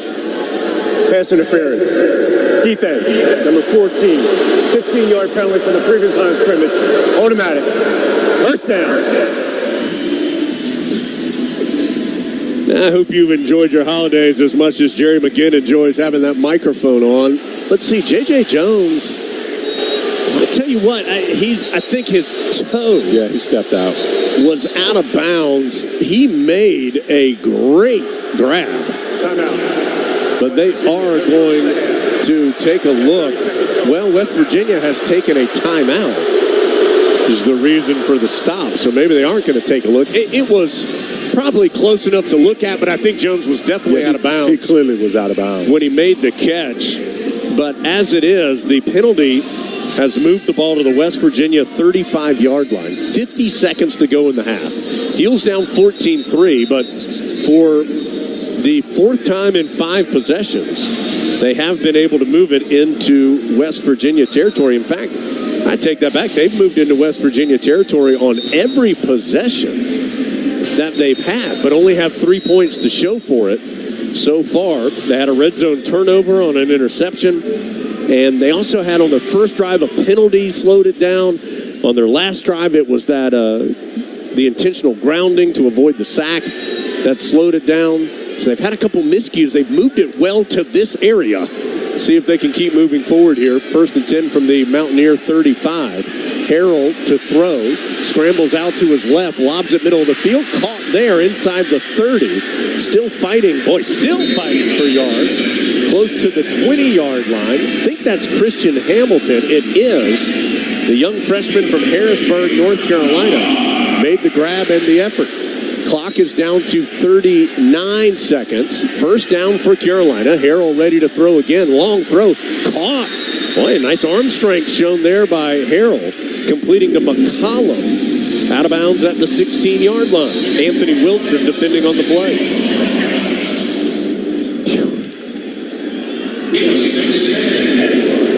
Gain of 6. Carolina back in the red zone for the 3rd time today. They have a turnover and a field goal thus far. West Virginia subbing late after Carolina sub, milking that play clock. The game clock has stopped with 32 seconds to go. Play clock is down to 11 on 2nd down. British Brooks is in the game, but Harrell's going to throw. Lobs it up, J.J. Jones. And incomplete. Jones arguing he made the catch in the left side of the end zone. We'll have to wait and see if this one's reviewed. Jones one-on-one with Bishop. Well, I think he made the grab. Yeah, he made the catch with a foot down. I think the question is, did he complete the catch? Oh, that's a touchdown. To the ground. Previous plays on the further review. We're going to get a look. Incomplete pass. That's a touchdown. So Jones, he definitely got both feet down, made the catch. He then, as he was falling down onto his chest, held the ball out in one hand, his right hand. As he hit the ground, he then cradled the ball to his chest with that hand. But I don't think the ball moved. No, he had full control of it. He brought the ball back to his chest. The ground didn't knock the ball loose. Right there, he has control of it. He gets both feet down. Now he pulls the ball back. He has full control over that. So they've gone under the hood, presented by the Honda dealers of the Carolinas. Take your Tar Heel tailgate to the next level with a new Honda. See your Honda dealers of the Carolinas today. And let's check in with Lee Pace on the sideline. Lee. Meantime, of personnel note, Jones, the Tar Heels on offense have had Chance Carroll at center. Willie Lampkin has moved over to right guard. William Barnes is out of the game. Yeah, that's a good call, Lee. There have been some struggles by Barnes and by Lampkin at the new positions. Although Lampkin was a longtime center at Coastal Carolina. I mean, he was the Sun Belt offensive lineman of the year. Review is determined that the receiver had possession of the ball. Touchdown. So it is a touchdown. Jerry McGinn making that announcement as Connor Harrell gets the touchdown pass to J.J. Jones from 16 yards out. And what a 2-minute drill for Carolina. To perfection. They get on the board touchdown-wise for the first time. And we'll try the extra point as now a flag has come in. It's going to be on Neil. Sideline warning. West Virginia. Their first of the game. Next violation will result in a yardage penalty.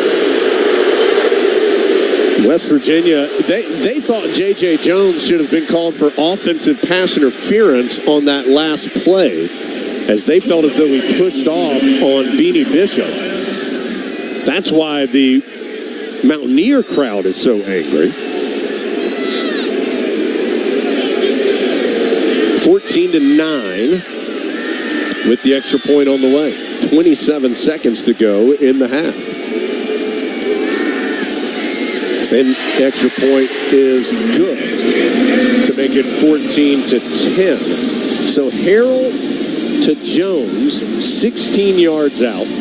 That caps a 5-play, 76-yard drive in just 58 seconds. Now, West Virginia still has 2 timeouts and has been explosive at times today.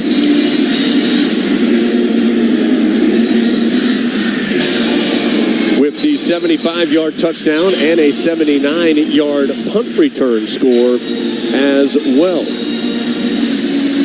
Carolina is due to get the ball to start the second half. So 2 timeouts left for West Virginia with 27 seconds to go. Jones, that was very encouraging to see your young quarterback go out there and operate the 2-minute drill. Carolina didn't even have to use one of the timeouts. They were efficient. The first play got it going. You know, you get 15 yards off of just a little quick hitch. You get it going, get your receiver out of bounds, save the clock. Then you get McCullum on a play out of bounds, so they were able to operate on the sideline to preserve the timeouts, which they ended up not having to use. And then you're able to strike with J.J. Jones on that explosive play for a touchdown. Great way to end up, hopefully, to have with Carolina possession. And like you said, they get the football coming out of the tunnel. Back to receive the kick for West Virginia. That's not going to matter. It's a touchback. I was going to tell you it's Rodney Gallagher, but it will be a touchback. And so West Virginia will start on the 25-yard line with 2 timeouts, 27 seconds to work with. Mountaineers have a 75-yard touchdown on the first play of the game and a 78-yard punt return score. Heels have a 28-yard Noah Burnett field goal and a Connor Harrell to J.J. Jones 16-yard touchdown pass. 14-10, West Virginia here late in half number 1. Des Evans just about jumped offside. He may have gotten back in time. There's no flag down as the ball is thrown up and caught down the near sideline. What a grab by Hudson Clement. And there is a flag down back near the line of scrimmage, but I think that's going to be offside on Des Evans, which is going to allow the play to stand. Marcus Allen was defending on the play. Boy, we've seen some really impressive catches. Offside. Defense, number 10. Penalties decline. Zone of the play. First down. We have seen some impressive catches from both sides. That is a 32-yard grab by Clement that gets West Virginia in scoring area now to the Carolina 43. As Miles Murphy does a nice job dragging down Garrett Green on the quarterback draw, and West Virginia is going to take one of its 2 remaining timeouts. That's a gain of 2 on the play with 17 seconds to go. Let's break 10 seconds for station ID. We'll do so now down the lines on the Tar Heel Sports Network.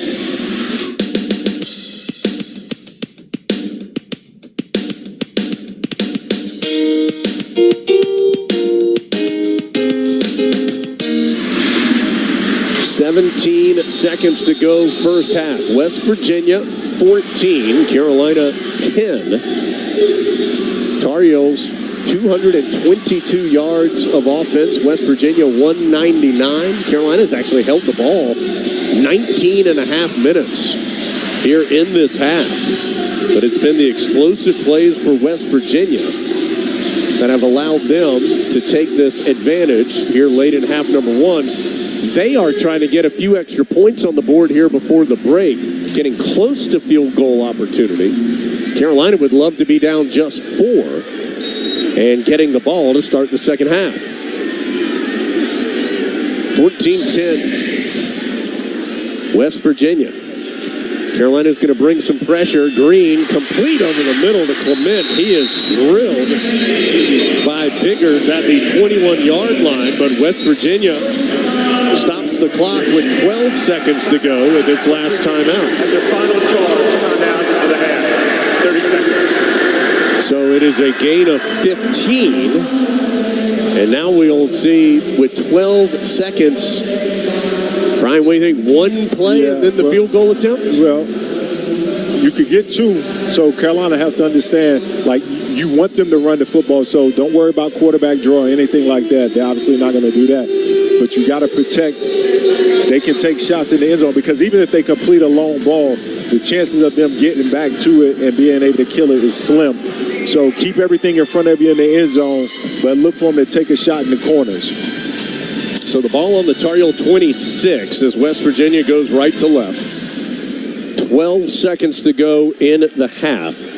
Mountaineers out of timeouts, leading 14-10. Carolina due to get the ball to start the second half. Jones, either that or right now on this down, look for them to do something like a speed out going towards the sideline, and then the next play try to take it, because they could get 3 plays out of this if they operate quickly. Carolina's going to bring heavy pressure. Green's throw is inaccurate. And that's what they tried to do. Coming to the near side. He was looking for Rodney Gallagher off the mark, down to 8 seconds on the clock. And we'll see if the Mountaineers, looks like they're going to keep the offense out there and try for one more play. Yep, so Carolina, you would expect them to go into the end zone, obviously. Yeah, I'm not sure anything short of the end zone really helps them that much. Obviously, this would be a 43-yard kick from here. Well, anything short of the end zone, they won't be able to get another play off.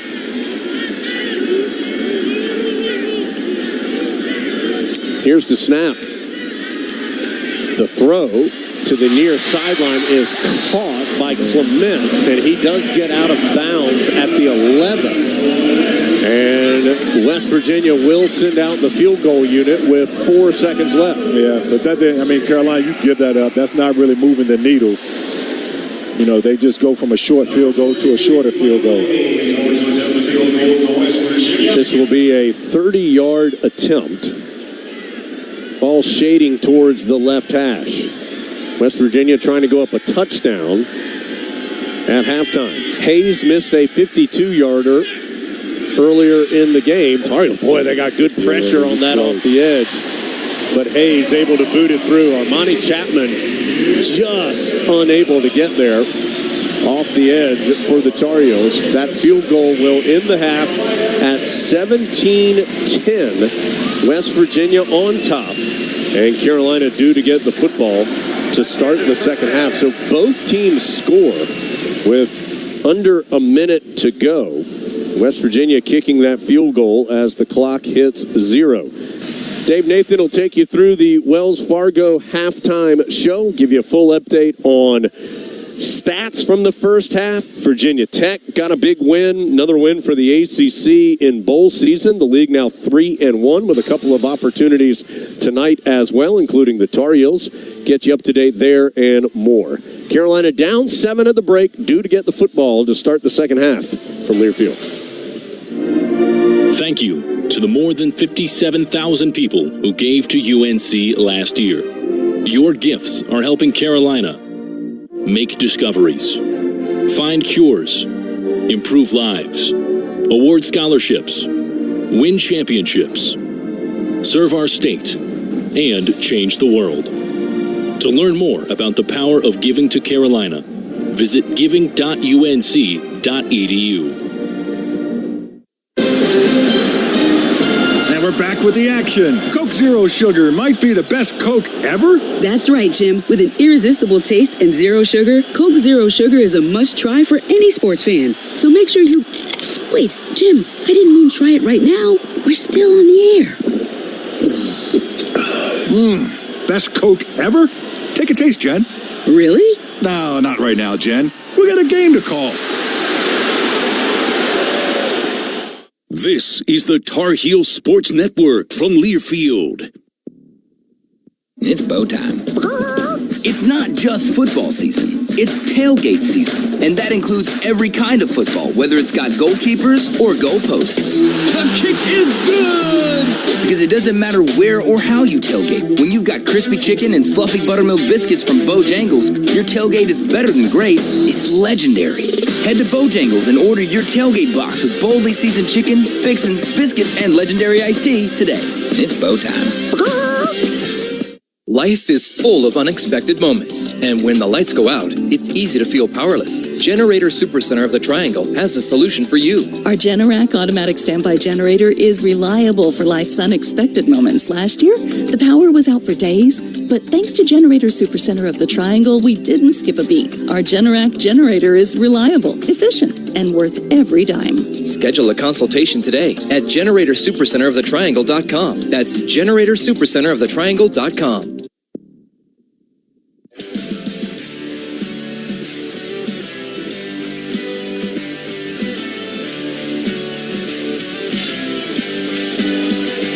Halftime in Charlotte, and Carolina's put up some resistance after that first play 75-yard touchdown pass that West Virginia threw. Our score at the break, Mountaineers 17, Tar Heels 10. This is the Wells Fargo halftime show, complete with stats, highlights, and, of course, scores on the North Carolina Farm Bureau scoreboard. Helping you is what they do best. As bowl season continues on this Wednesday, first game of the day in the rain in our nation's capital in the Military Bowl. And Virginia Tech, never in doubt, thumps Tulane 41-20. The Hokies finish the year at 7-6. The Green Wave fall to 11-3. Next game to kick off at the top of the hour, the Holiday Bowl. Louisville and USC. Then later at 9 from the Texas Bowl, it's the Aggies of Texas A&M and the Oklahoma State Cowboys. Other bowl action coming your way later this week involving ACC teams, BC and SMU, early tomorrow, 11 a.m. from the Fenway Bowl. Then at 2:15, it's the Pinstripe Bowl between Rutgers and Miami. Tomorrow night at 5:45, NC State, Kansas State from the Pop-Tarts Bowl. On Friday at noon, the Gator Bowl, Clemson and Kentucky, followed by Saturday's Orange Bowl to kick off at 4 o'clock between Georgia and Florida State. Only ACC basketball team on the floor tonight, number 22, Virginia. Cavaliers have just tipped off with Morgan State. And in the NFL, the Jets and Browns play tomorrow at 8:15. And the Panthers, who are usually here in Charlotte, they're on the road this weekend in Jacksonville for a 1 o'clock start on Sunday. Our score again at the half has Carolina trailing West Virginia 17-10. We've got your ultimate first half highlights when we come back to the Duke's Mayo Bowl after this. Our score, West Virginia 17, Carolina 10. It's halftime from Learfield. Would you like to learn how AI-driven financial strategies can empower you to meet evolving challenges with confidence? OneStream can help you do just that. It's the next generation intelligent finance platform that streamlines corporate performance management processes such as planning, forecasting, financial close, and consolidation. Choose the smarter option. Choose OneStream. Go to onestream.com/AI and streamline your business today.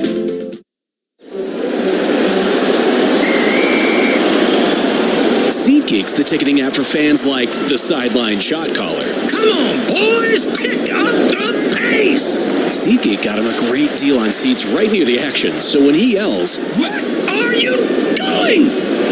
Block him!" you can be absolutely sure the players heard him.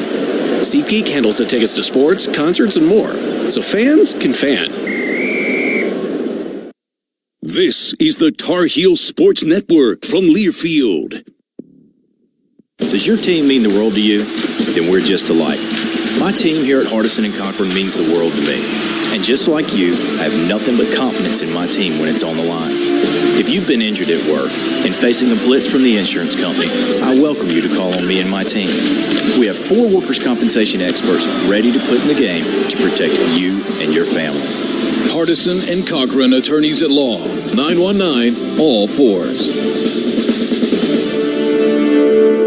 Coach Mac Brown here. At the Good Feet store, their trained arch support specialists will work one-on-one with you to find the perfect fit. Good Feet arch supports are a game changer for your feet because they support all 4 arches. Whether you're in Chapel Hill, Raleigh, Greensboro, or down by the coast in Wilmington, it's easier than ever to step in to a pain-free future. Don't wait any longer. Make the winning choice for your feet. Visit the Good Feet store today and let them show you what a difference happy feet can make. The Good Feet store is a proud partner of Carolina Athletics.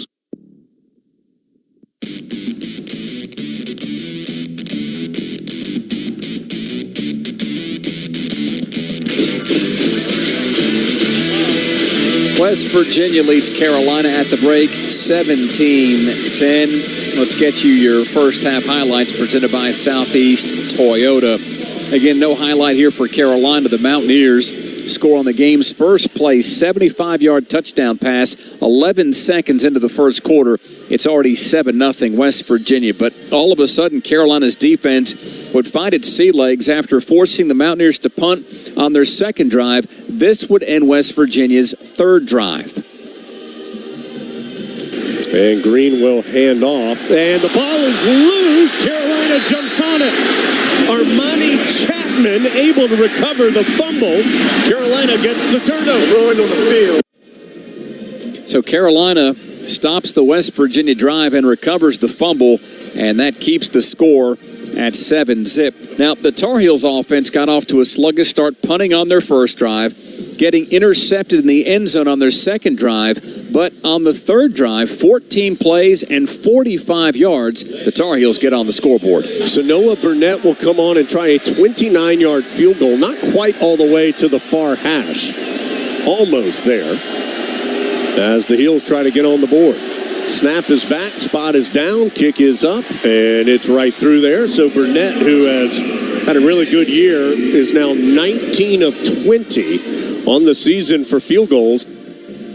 And that makes it a 7-3 score for West Virginia, up by 4 with 8.5 to play in the second half. The Mountaineers, though, would return a punt to take a 14-3 advantage with 1:29 to play in the half. And all of a sudden, the floodgates opened up for a bunch of scoring in the game's final 90 seconds. The Tar Heels' final drive of the first half. It was 5 plays. It was 76 yards. And it was a bit of a controversial call here initially, although it was reviewed later. Lobs it up, J.J. Jones. And incomplete. Jones arguing he made the catch in the left side of the end zone.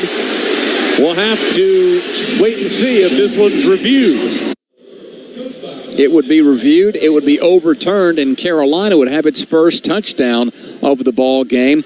J.J. Jones' 16-yard reception makes it 14-10 with 27 seconds to play. But in that time remaining, the Mountaineers would start the half's final drive at their own 25, get down to the Carolina 12, and kick a 29-yard field goal to give us our first half score of 17-10 Mountaineers. Those were your first half highlights presented by Southeast Toyota. And when we come back, we'll run through all the stats you need to know about for the Dukes Mayo Bowl in Charlotte. We're at the break. West Virginia 17, Carolina 10 from Learfield. We know there's only one team you want to watch, and Valley Sports is the place to get your Tar Heels.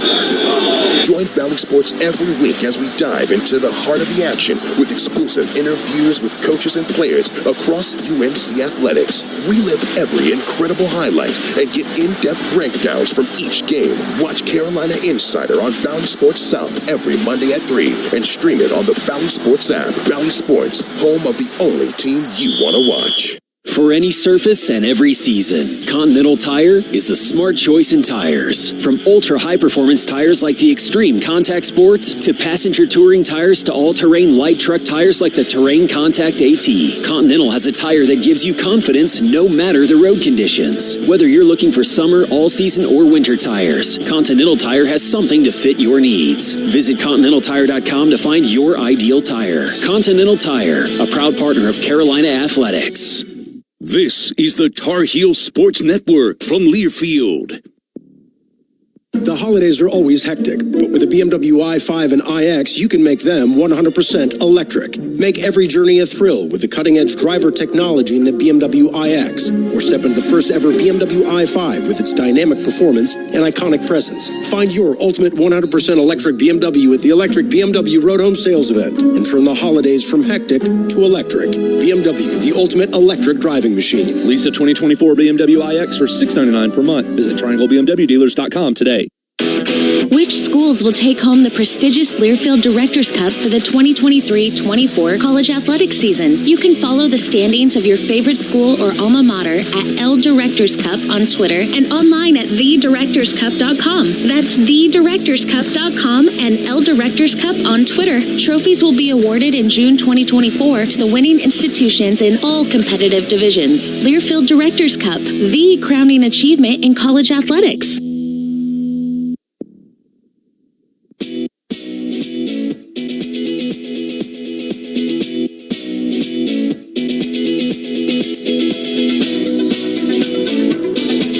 Wells Fargo halftime show continues from the Queen City with the Dukes Mayo Bowl, and the West Virginia Mountaineers lead Carolina 17-10. Let's get your first half stats presented by Lenovo, proud to support the Tar Heels this season. Lenovo is a global technology leader that has called North Carolina home since 2005. Visit Lenovo.com. Smarter technology for all. Pretty fair fight offensively. West Virginia with 228 total yards. Carolina has 222. Big story coming into the game was West Virginia's ground attack. Well, they haven't really attacked much, just 52 yards rushing for West Virginia. Carolina's got 99. The Mountaineers have passed for 176. Carolina has thrown for 123. Penalties had been a big bugaboo for Carolina down the stretch of the season. The Heels whistled for 4 penalties and only 25 yards assessed on those flags. West Virginia penalized 6 times for 60 yards. Carolina 5 of 9 on third downs. The Mountaineers 2 of 6. The Heels have converted the game's only 4th down try. In the red zone, Carolina's been there a bunch, 2 of 3. Again, an interception, a touchdown, and a field goal for Carolina. West Virginia 1 of 1 in the red zone. Time of possession, another big sticking point for Carolina down the stretch. The Heels have had it for almost 20 minutes, 19:31 as a matter of fact. The Mountaineers have had it for 10:29. Turnover battle, it's being won by West Virginia. The Tar Heels have coughed it up twice. There was the one muff punt that really didn't help Carolina, although that led to a missed 52-yard field goal, so it didn't really hurt Carolina on the scoreboard.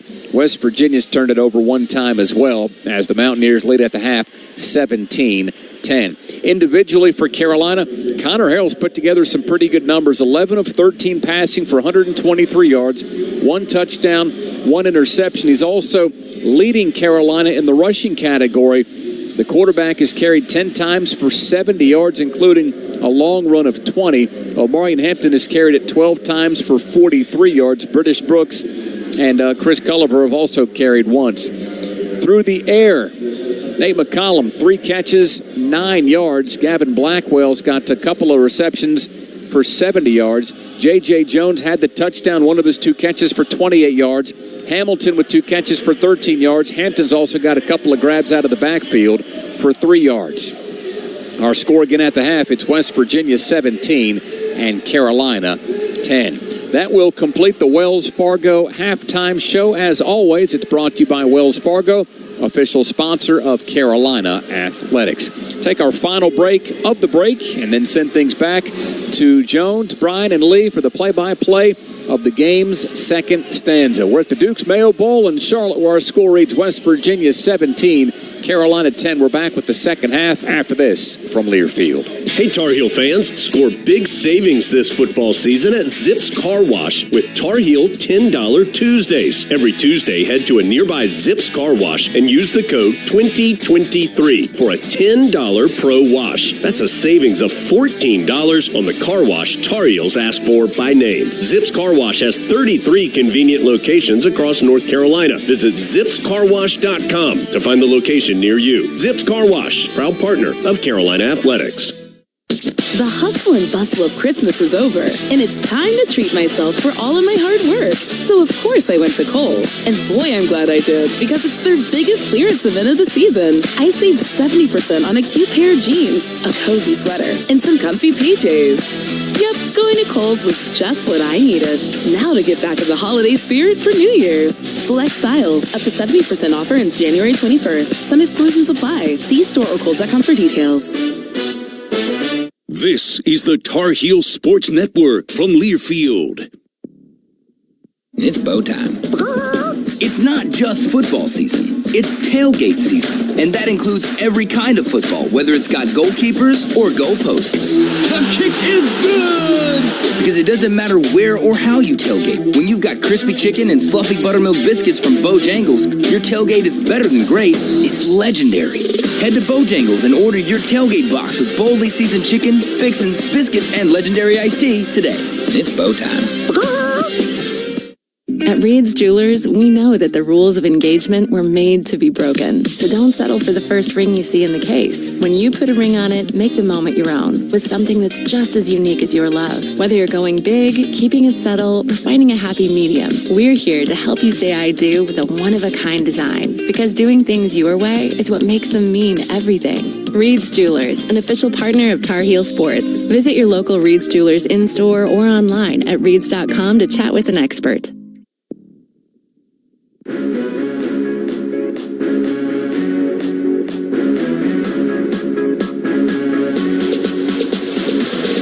Back in Charlotte, Carolina trails West Virginia by the score of 17-10. Tar Heels are due to get the football to start the second half. That'll wrap up the Wells Fargo halftime show, brought to you by Wells Fargo, official sponsor of Carolina Athletics.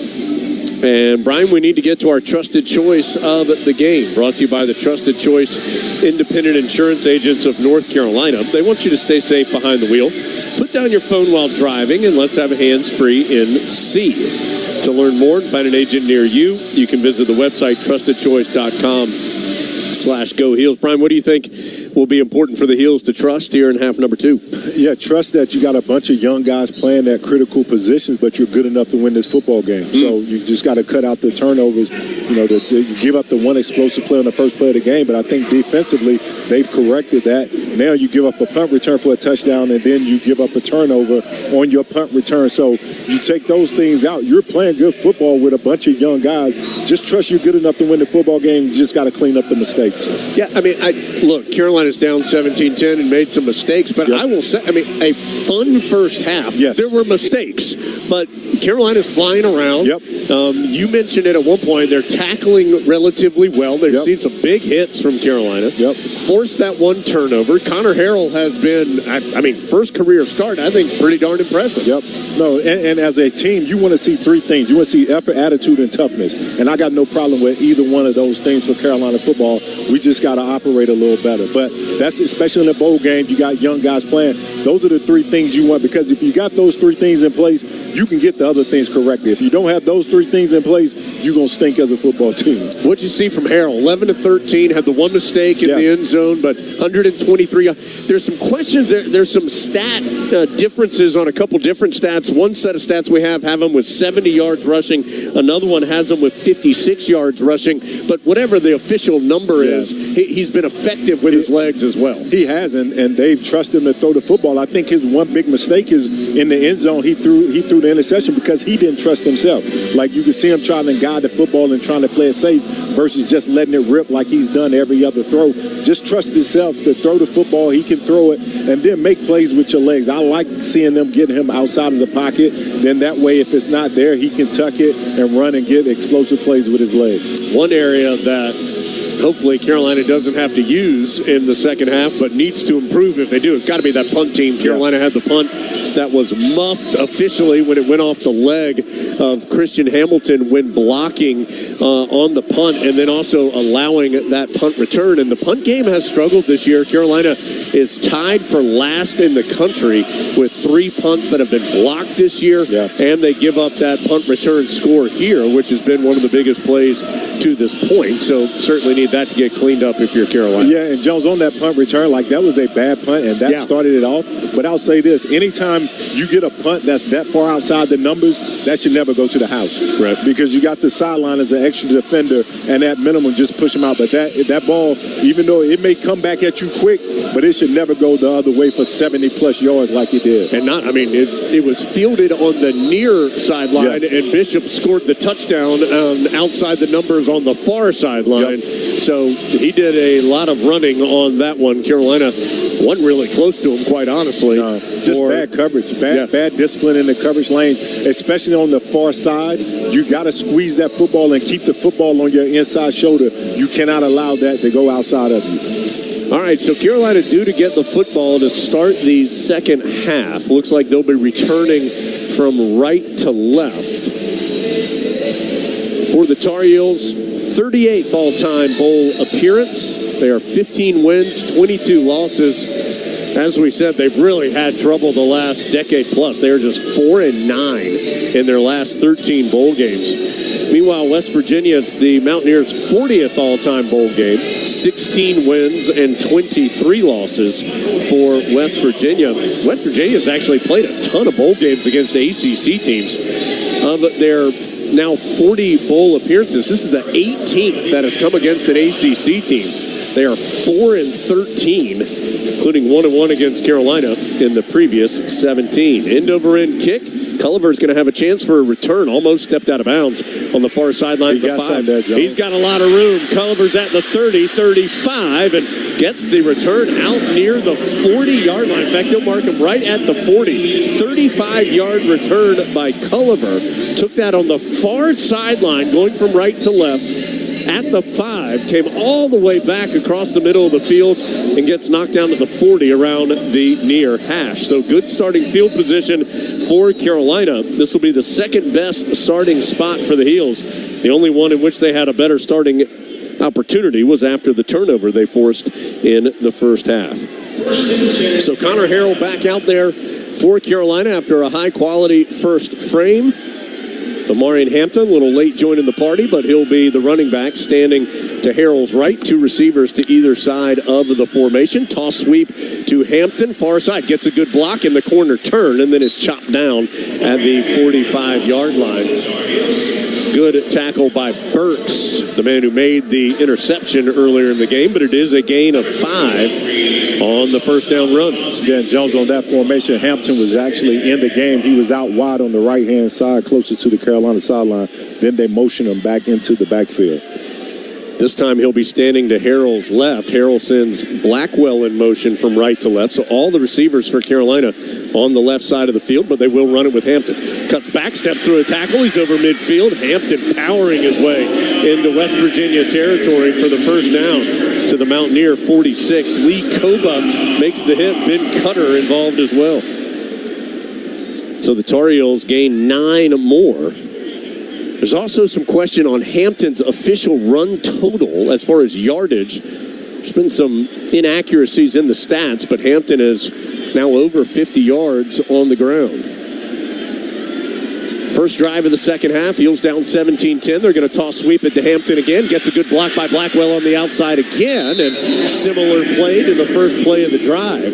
Hampton gets quality yards, and Marcus Floyd with the stop. But Brian, it's been that block on the edge by Blackwell that has helped Hampton on each of those runs. Yeah, that was good job by Blackwell of getting the block, but also being disciplined and not getting a penalty, because it's easy to do once you have that corner trying to slice inside to want to grab and block in the back, but doing a good job of just moving his feet, because all you got to do is just get enough, because the guy's not going to be able to fight off a block and tackle Marion Hampton in one slice. Screen pass near side. McCollum leaping over the 30, gets to the 27-yard line. Marcus Floyd with the tackle, and there's a West Virginia player down.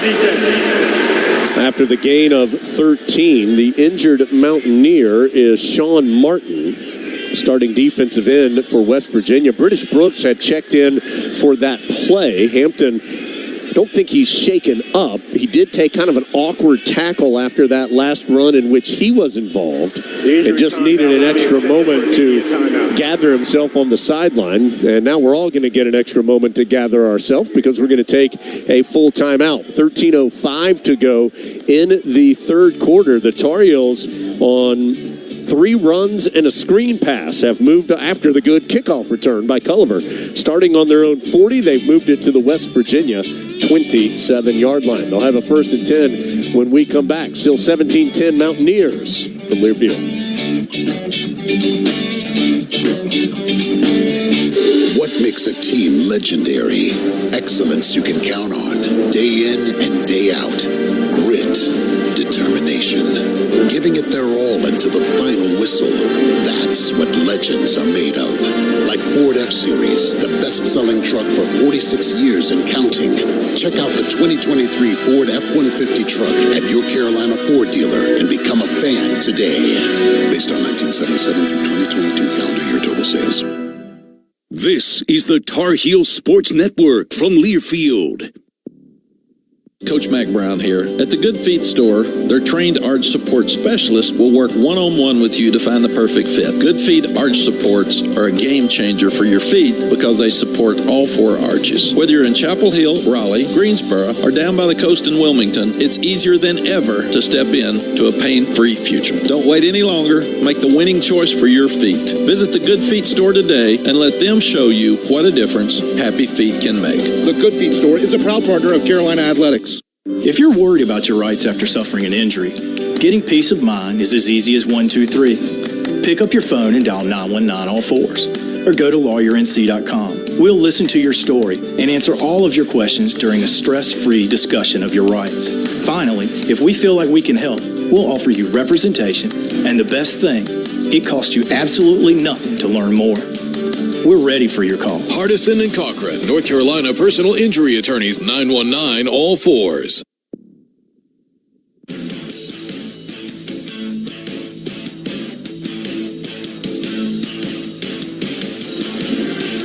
Carolina down 17-10, but first drive of the second half has the Tar Heels to the West Virginia 27 with a 1st and 10. We're brought to you in part by Modelo, proud to sponsor Carolina football. Modelo, an official beer of the Tar Heels.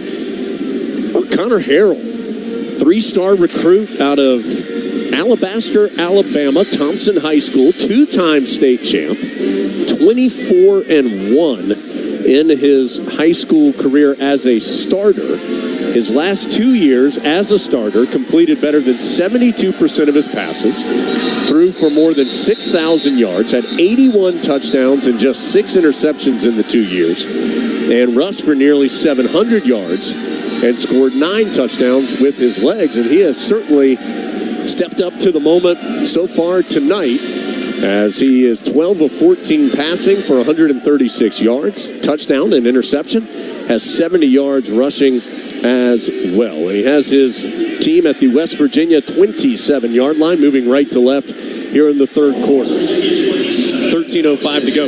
Martin did walk off. He had no contact on that play. He just came up lame as he was running. And he did walk off under his own power. Design quarterback run with Harrell, trying to get to the right side, and he is slung down by Lee Koba. Gets a yard on the play. He'll be 2nd and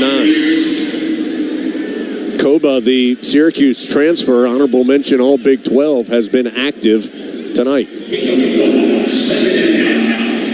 Tar Heels now have Hampton in there to the left of Harrell. Harrell's going to pull it away from him, roll to the left, throw back to the right, and intercepted. Picked off by West Virginia with one hand. Going down the far sideline is Tyron Bradley.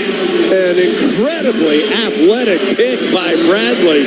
The Abilene Christian transfer leapt up and snagged it with just one paw. Yeah, it was a zone blitz, and they dropped the defensive end out. And Harold, the tight end, was open. It was there. He just got to put it out in front of him. But what a great play by Bradley. So that's twice now that Carolina has moved deep into West Virginia territory, only to see the drive end with an interception. That one wasn't quite to the red zone, snapping it off the 26, but the interception returned out to the 45-yard line. So that's where West Virginia will start its first drive of the second half. Green rolling to the right, now tucking and running, and he slides down at midfield. Yeah, that was good play design. Everything was there. It was there. The play was there. He just got to lob it over to the defender and put it out towards the sideline a little more. And then your tight end, I think, was Dean's May. Yep, can get out, run down the sideline, and he would have been able to get a nice piece of it. Gain of 5 on first down, but a big loss on second down as Kamen Rucker gets him to the backfield, slings down White. Back for a loss of about 6. That will bring up 3rd and 11. Back at the 44-yard line. So the first down run gained 5. The second down run loses 6.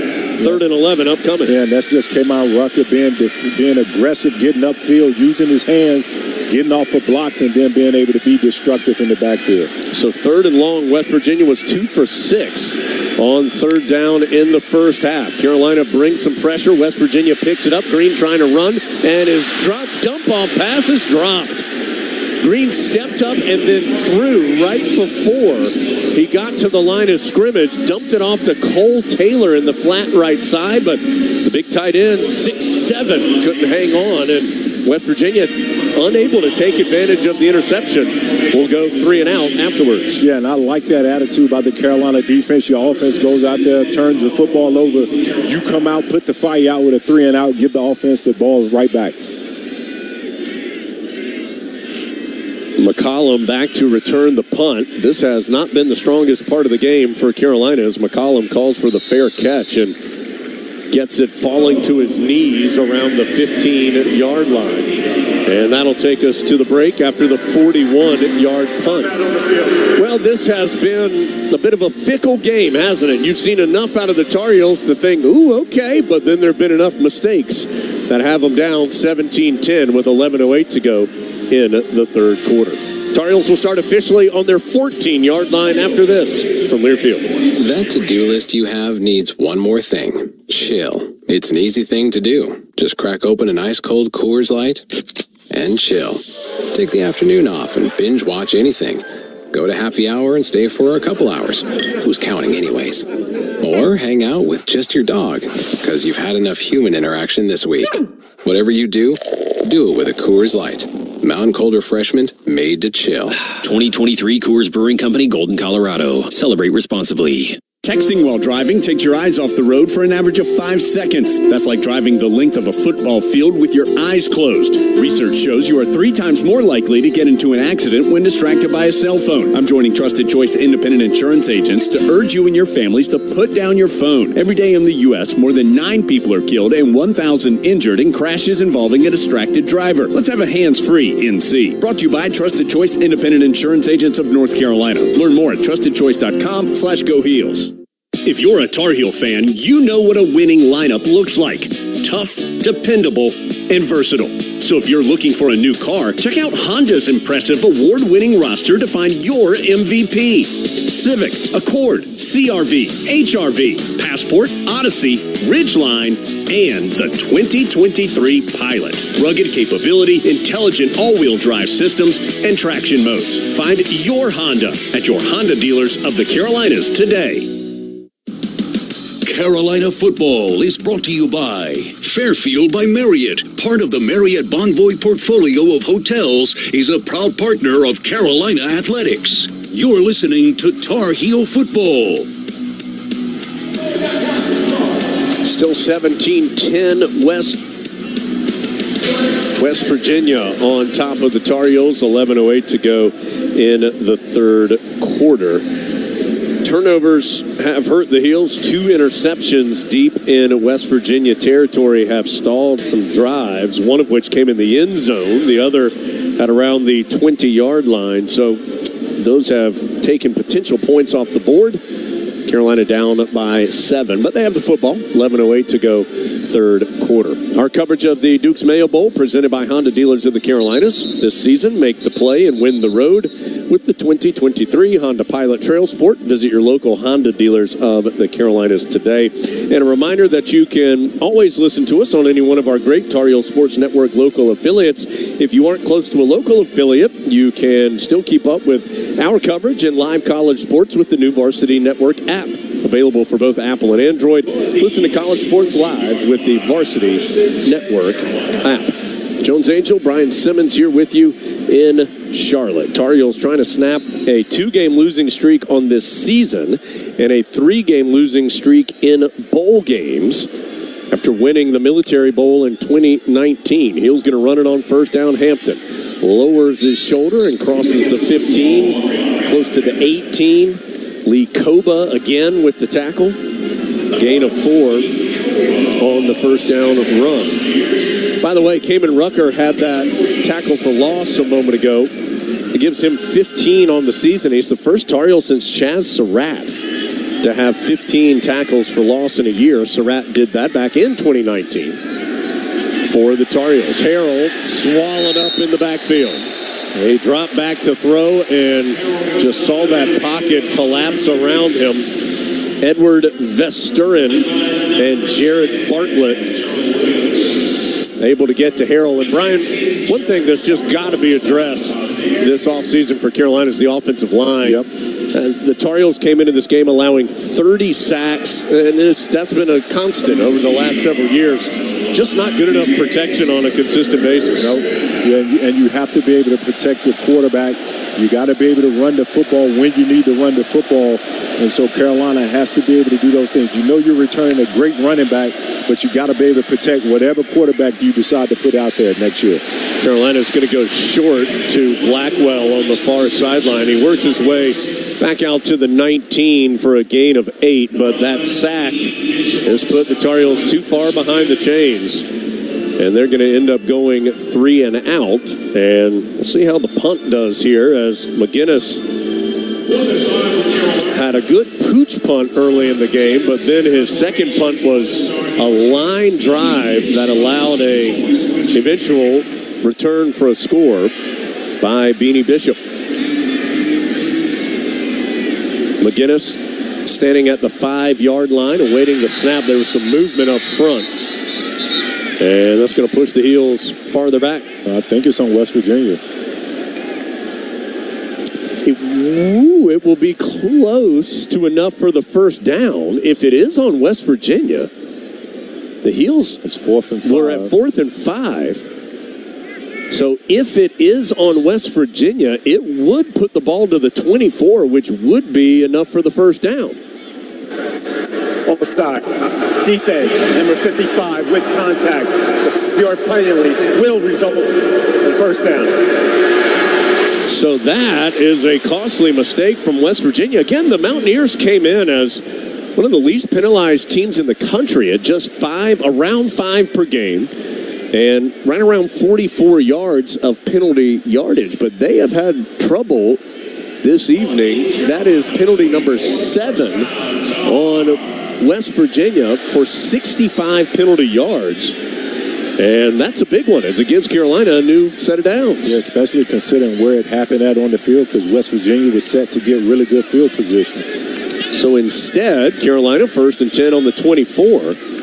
Harrell in the shotgun, 2 receivers to either side. Carolina going right to left. Harrell looking to throw, a little wobbler, but caught in the middle of the field. Nate McCollum with a nice leaping grab at around the 42, maybe the 43. Jacoby Spells made the hit. That ball didn't come out cleanly out of Harrell's hands, but his receiver helped him out. McCollum climbing the ladder for the grab.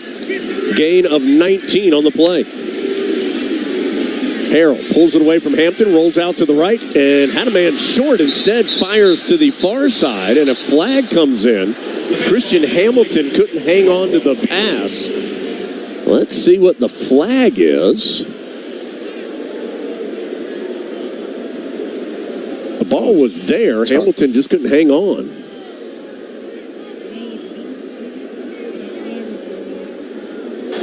Ineligible receiver downfield. Offense, number 55.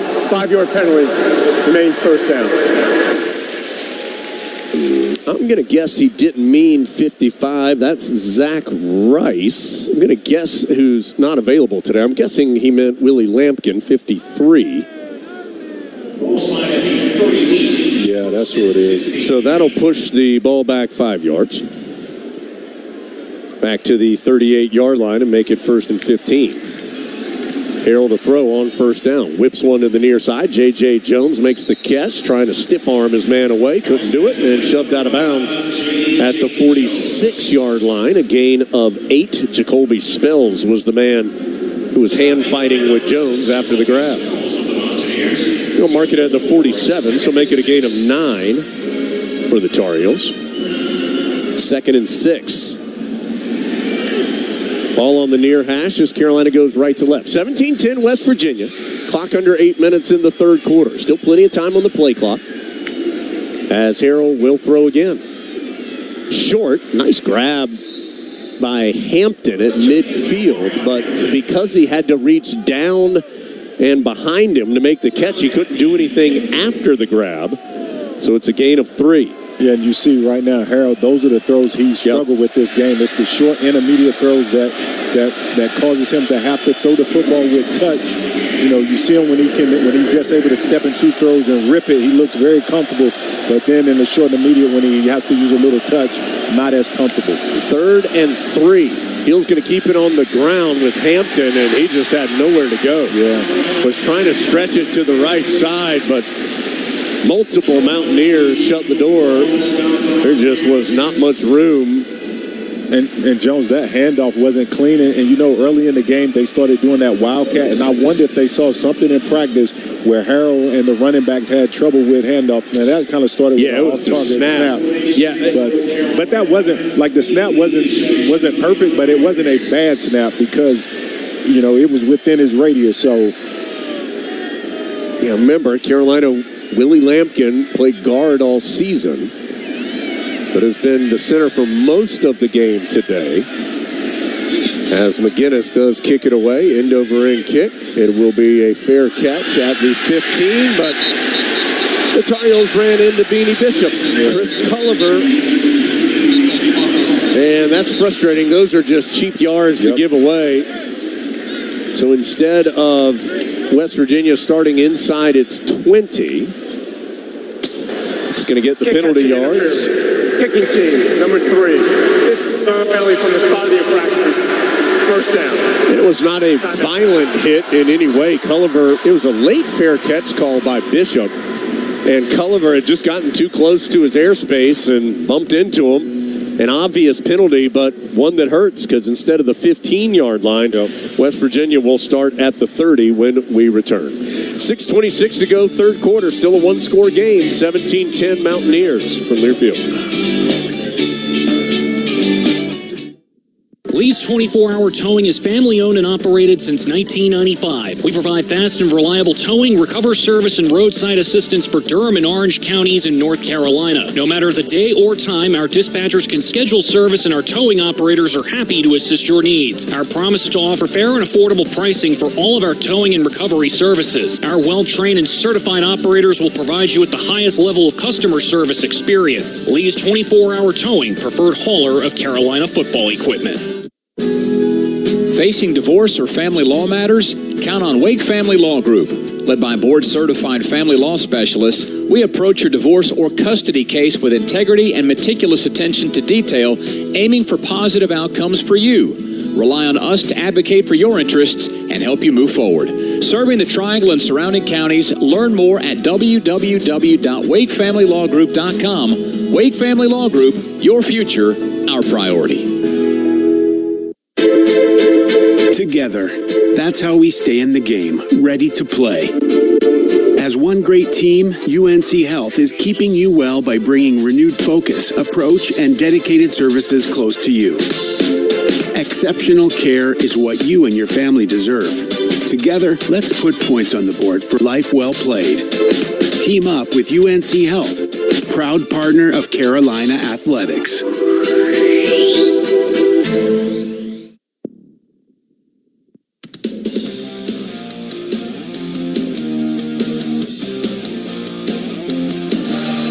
North Carolina Farm Bureau scoreboard reads West Virginia 17, Carolina 10.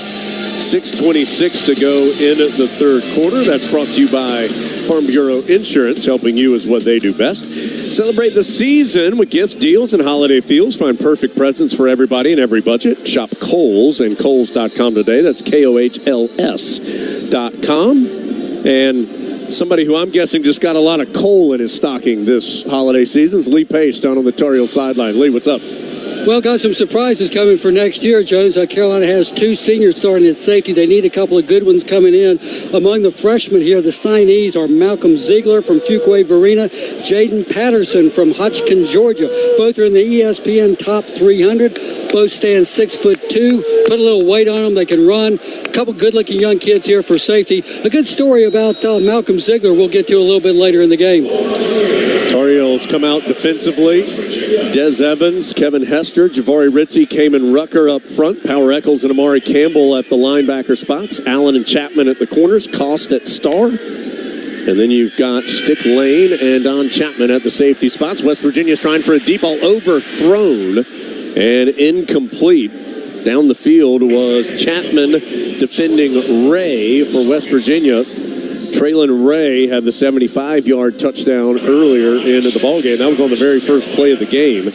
That one, though, too far by Garrett Green. Yeah, and that was a good job by Chapman on staying on top of the route as he's supposed to on the first play of the game, and corrected a mistake and got it right on that one.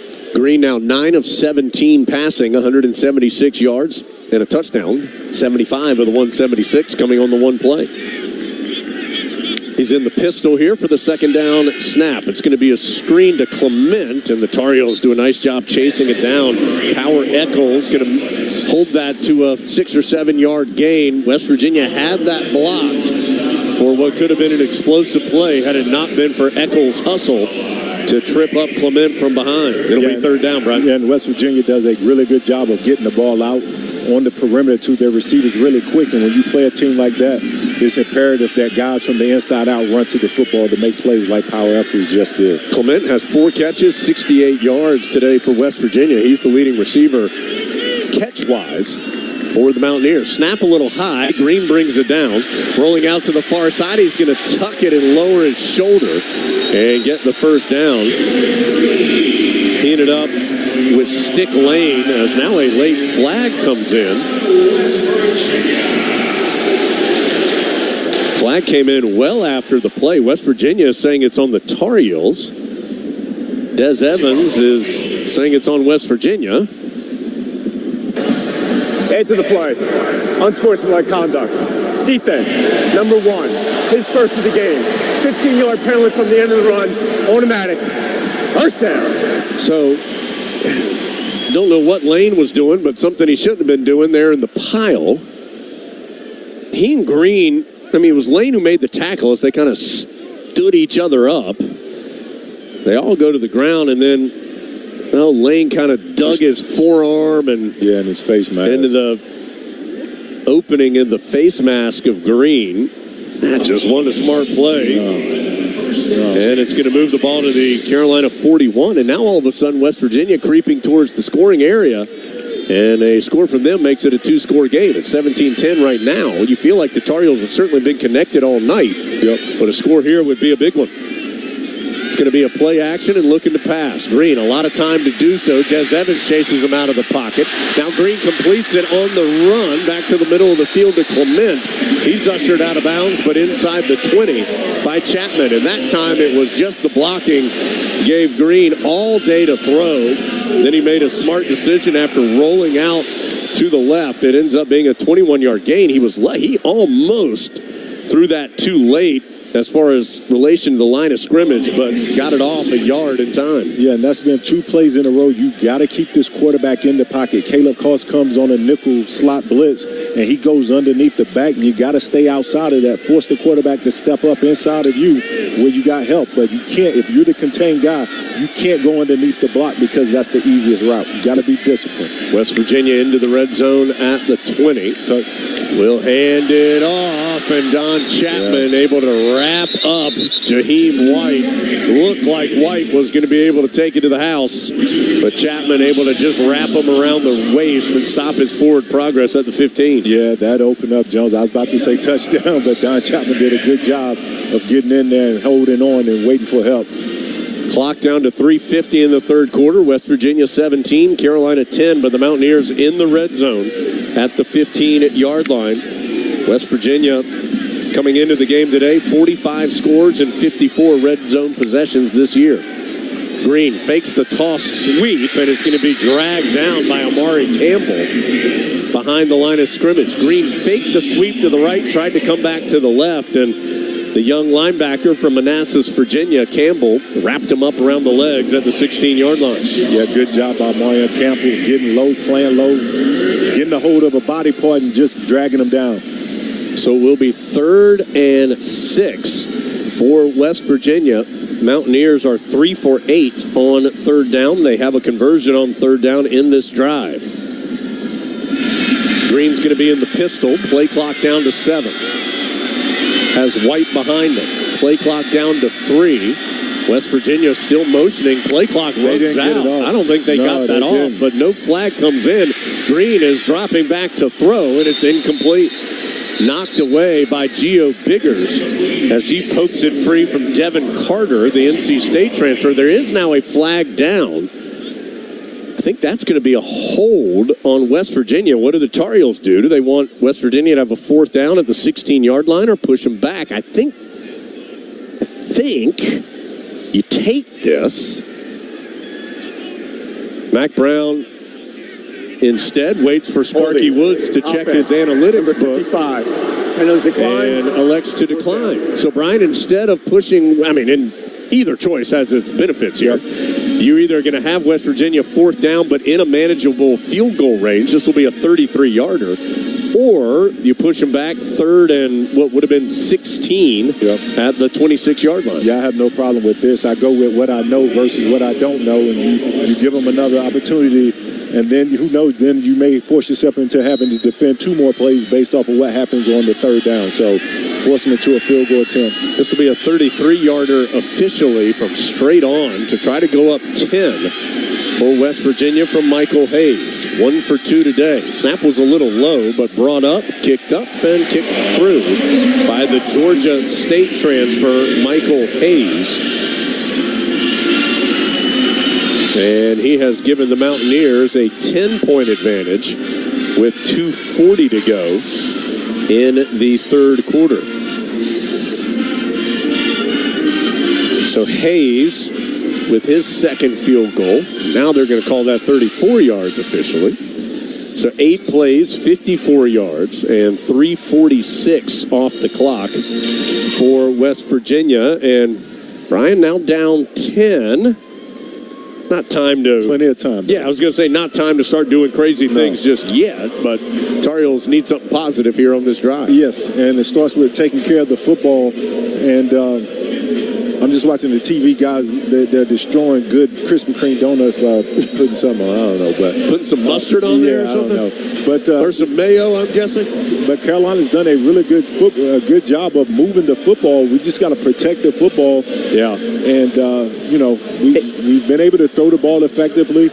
I still want to see us, just because of a mentality standpoint, we've got to try to find a way to get Hampton going. Culliver's going to have another chance for a return. He'll field it at the 4-yard line. Coming up the far number, steps through a tackle at the 20, but can't get much farther than that. The Tar Heels will be starting right around the 20, maybe the 21, after Culliver's return. So final game of the season, regardless, for the Tar Heels. They'll have a couple of weeks off before making their way, a couple of months off before making their way in to spring practice. Of course, those off months still include weights and personal workouts, of course. Still have the second signing day coming up in February, plus the transfer portal always looming in college football, with players going both in and out. Carolina starting at the 21-yard line. Harrell's going to throw it after a play action. Has a lot of time to do so, but nowhere to go. Eventually, he runs out of time. Sacked by Hammond, Russell, and Jalen Thornton. And it is a loss of 5 on the sack. So 2nd and 15. Tar Heels don't want to go backwards here. They're going to need to pick up a first down after getting behind the chains. 4th sack for West Virginia. They have 4 sacks and 8 tackles for loss. Hampton trying to get it to the outside, near side. Steps through a tackle. He's at the 20 and then thrown out of bounds at the 21-yard line by Ben Cutter.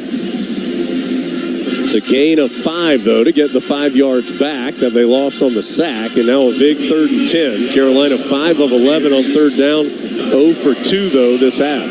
Yeah, and with Harold, when you have your offensive line that's struggling a little bit, the pass pro, you have an athletic guy.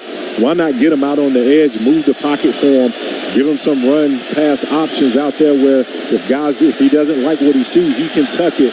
But you got to move the pocket and not just give the defense the same target. Harold drops back to throw. Uncorks one, caught. J.J. Jones has the first down. Brought it in at the 35. Beanie Bishop tripped him up from behind at the 37. But good protection and a good throw results in a first down, a gain of 16, make it 17 on the play. Heels moving quickly. They've handed off to Hampton. Fights forward over the 40 to the 43-yard line.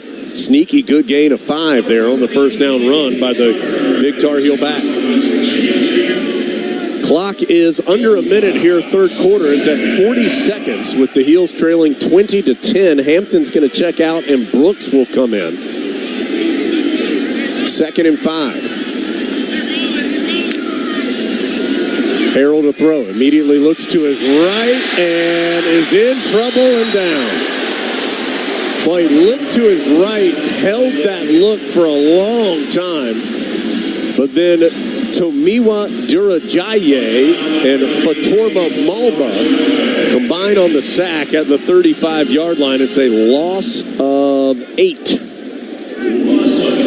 Second sack of the drive.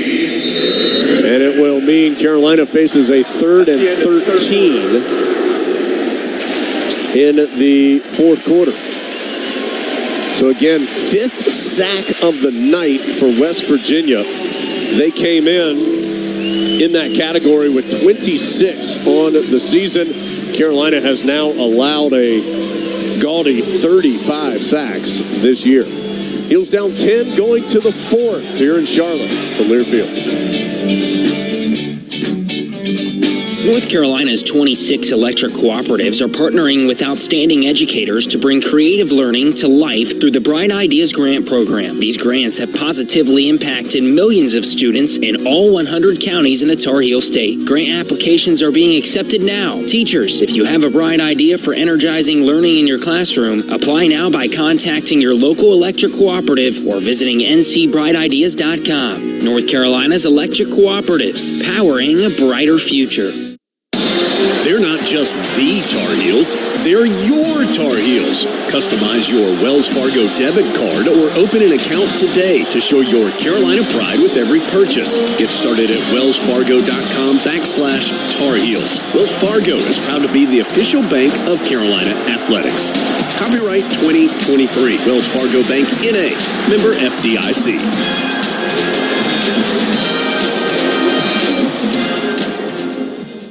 This is the Tar Heel Sports Network from Learfield. At Reed's Jewelers, we know that the rules of engagement were made to be broken. So don't settle for the first ring you see in the case. When you put a ring on it, make the moment your own with something that's just as unique as your love. Whether you're going big, keeping it subtle, or finding a happy medium, we're here to help you say I do with a one-of-a-kind design. Because doing things your way is what makes them mean everything. Reed's Jewelers, an official partner of Tar Heel Sports. Visit your local Reed's Jewelers in-store or online at reeds.com to chat with an expert. Life is full of unexpected moments, and when the lights go out, it's easy to feel powerless. Generator Supercenter of the Triangle has a solution for you. Our Generac automatic standby generator is reliable for life's unexpected moments. Last year, the power was out for days, but thanks to Generator Supercenter of the Triangle, we didn't skip a beat. Our Generac generator is reliable, efficient, and worth every dime. Schedule a consultation today at GeneratorSupercenteroftheTriangle.com. That's GeneratorSupercenteroftheTriangle.com.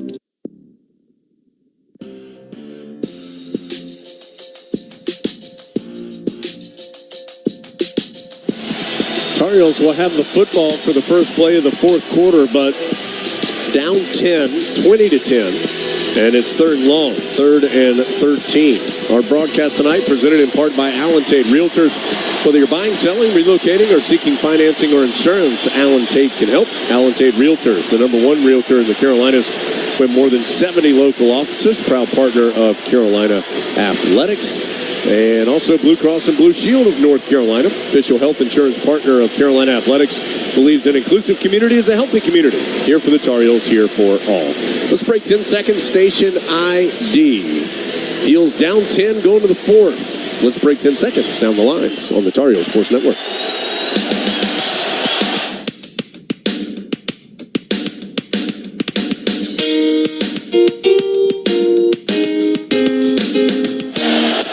Third and long, Harrell under pressure, immediately rolling out to the right and just has to sling it down the field. Incomplete. West Virginia able to work easily on the edge around Tar Heel tight end Deems May that time and get in Harrell's face.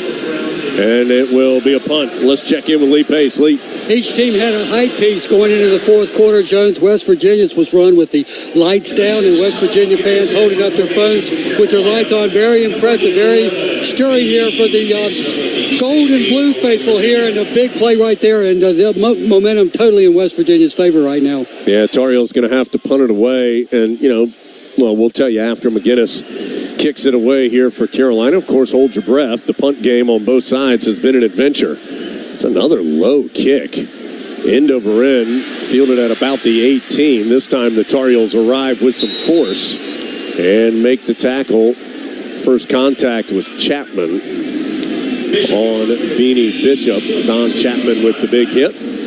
West Virginia will take over right around the 22 22-yard line. Let's see where they're going to mark it. 22 is right. It was a 47-yard punt and a 3-yard return.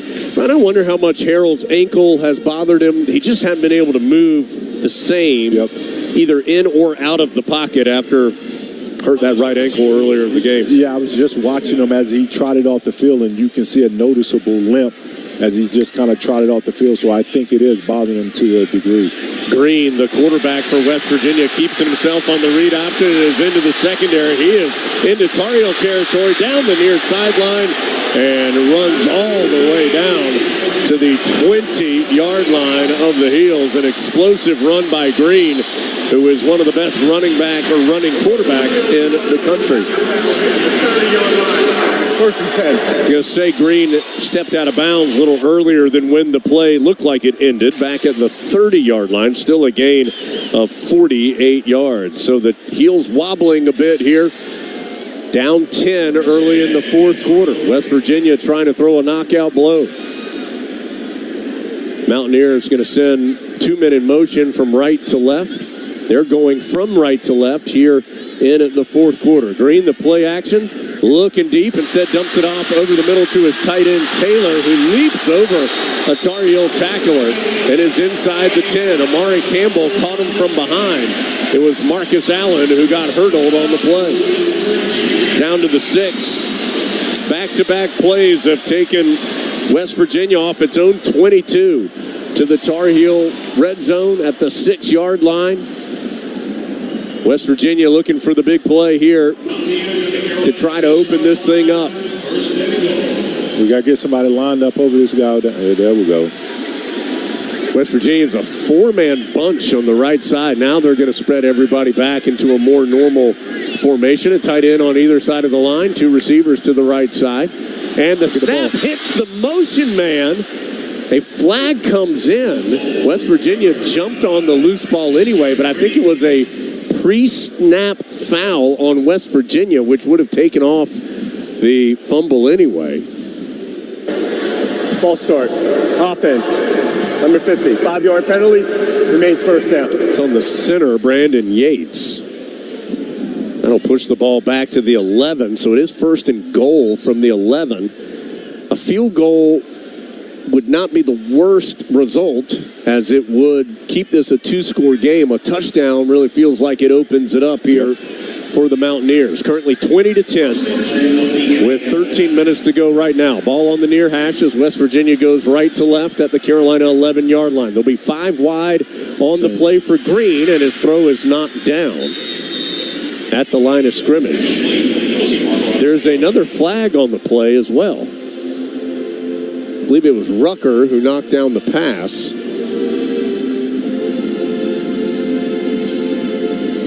It was. And in fact, no, there was not a flag. It was something from the West Virginia sideline, some kind of yellow cloth that had gotten off the West Virginia sideline, so no flag.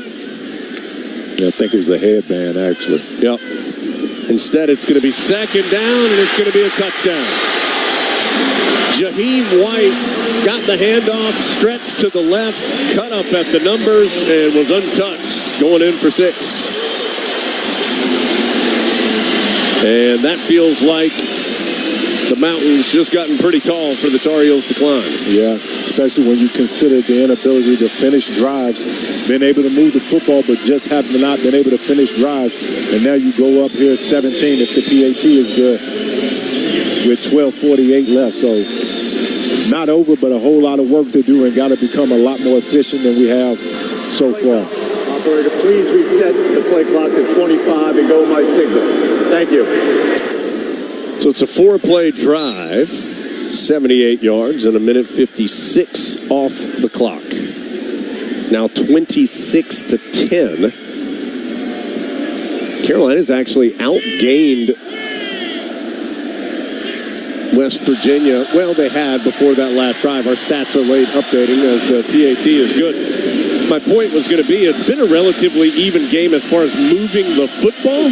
West Virginia has a couple of those explosive plays, and they have stopped the Heels in the red zone where Carolina has been unable to do that on the other side. 12:48 to go in the fourth quarter. West Virginia now in control, 27-10 from Learfield. And we're back with the action. Coke Zero Sugar might be the best Coke ever. That's right, Jim. With an irresistible taste and zero sugar, Coke Zero Sugar is a must-try for any sports fan. So make sure you... Wait, Jim, I didn't mean try it right now. We're still on the air.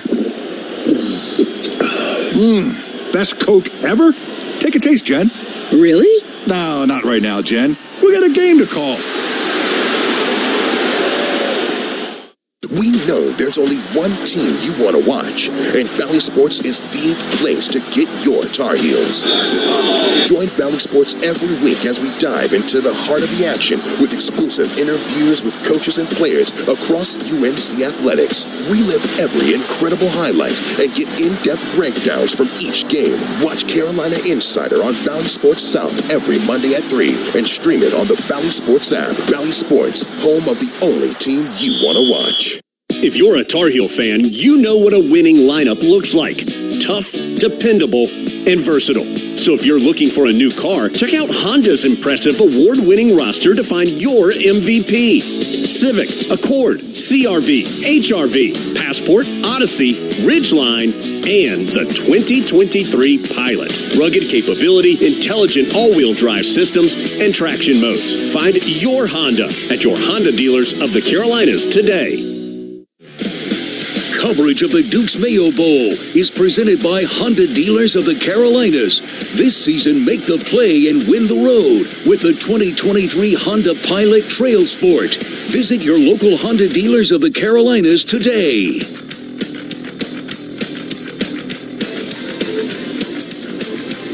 Fairfield by Marriott, proud sponsor of Carolina football, part of the Marriott Bonvoy portfolio of hotels. We appreciate Fairfield by Marriott's sponsorship in both football and basketball this season for the Heels. And basketball will be our next broadcast coming up on Friday night. Tar Heels, their only home game in a 5 or 6 week span here. Tar Heels will be at home against Charleston Southern on Friday evening. That is an 8 o'clock tip. We're on the air at 7 p.m. for that one. Then the Heels, after the new year, get into ACC play in a difficult way to start it. Their first 3 games will be on the road as they go at Pitt, at Clemson, at State. First 3 games of the new year. Still plenty of football work to do here, though, in Charlotte. 12:48 to play, but West Virginia has opened up its largest lead of the game at 27-10. As Culliver will get another chance for a return after fielding it at the 5-yard line. And tripped up at the 19. Good effort there by West Virginia's DJ Oliver, just beating a block and tripping up Culliver shy of the 20. So the Tar Heels will start at their own 19-yard line, I believe. That is where the Heels will start their 4th drive of the second half. Yeah, and Culliver, the more he does kickoff returns, the more he has to understand. Like, sometimes doing kickoff return is like running in a tunnel in the pitch black, right? You gotta have confidence in your guys blocking, and you don't have time to be trying to make moves on the air. You just gotta run through it. Chance Carroll has returned at the center spot for Carolina as the pass is complete to Hamilton on the far sideline. He is picked up and pushed out of bounds at around the 25-yard line. It will be a gain of 6. Beanie Bishop with the stop. The PA announcer said first down. I'm not sure why. Gained 7 yards. Harrell to throw. Looking to his right. Boy, a lot of arm throw, and it was dropped. That could have been brought in by Gavin Blackwell as he was sliding back to the football around the 40. That was a long, tough throw by Harrell as he was near the far hash as the Heels go left to right, and Blackwell trying to make the sliding catch at around the 40 on the near sideline. Instead, all of it's incomplete, and it will bring up 3rd down, one the Heels badly need. Down by 17. Yeah, and he had McCullum going down the seam. You know, he'll realize later on that's wide open. And the Tar Heels try the quarterback draw, but Koba catches up with Harrell shy of the first down. Harrell gains just 2. And I think the Heel's going to go for it. No need to play conservative at this point. Down 17 with 11:50 to go. Yeah, throw the ball, and if it's not there, Harrell can take off and run. But at this point, you see him hobbling. Yeah, I wouldn't call any design quarterback runs. You got to understand, like, your player is not at 100%. Yeah, he is not running at the same level as he was earlier in this game before the ankle injury. Play clock down to 8. 2 receivers on either side. 4th down. Heel's trying to stay alive. Boy, Harrell a rocket, but too far. Yeah, down the near sideline. That ball came out with some heat as he was looking for Blackwell. Blackwell, I think, eventually did get a step, but the throw was inaccurate. And West Virginia now in full celebration mode, up by 17 and taking over deep in Tar Heel territory. Yeah, that was a critical 4th down, and I'm, hindsight's 50-50, but taking the shot right there, to me, you try to just keep the sticks moving a little bit. That's a harder throw. Complete something because they were going to give you a chance to complete it. 11:25 to go, 4th quarter. We'll take another break. Tar Heels down at 17 and in trouble from Learfield. The hustle and bustle of Christmas is over, and it's time to treat myself for all of my hard work. So of course I went to Kohl's, and boy, I'm glad I did, because it's their biggest clearance event of the season. I saved 70% on a cute pair of jeans, a cozy sweater, and some comfy PJs. Yep, going to Kohl's was just what I needed. Now to get back in the holiday spirit for New Year's. Select styles, up to 70% offer ends January 21st. Some exclusions apply. See store or Kohl's.com for details. This is the Tar Heel Sports Network from Learfield. For any surface and every season, Continental Tire is the smart choice in tires. From ultra-high-performance tires like the Extreme Contact Sport to passenger touring tires to all-terrain light truck tires like the Terrain Contact AT, Continental has a tire that gives you confidence no matter the road conditions. Whether you're looking for summer, all-season, or winter tires, Continental Tire has something to fit your needs. Visit ContinentalTire.com to find your ideal tire. Continental Tire, a proud partner of Carolina Athletics. It's bow time. It's not just football season. It's tailgate season. And that includes every kind of football, whether it's got goalkeepers or goalposts. The kick is good! Because it doesn't matter where or how you tailgate. When you've got crispy chicken and fluffy buttermilk biscuits from Bojangles, your tailgate is better than great. It's legendary. Head to Bojangles and order your tailgate box with boldly seasoned chicken, fixins, biscuits, and legendary iced tea today. It's bow time.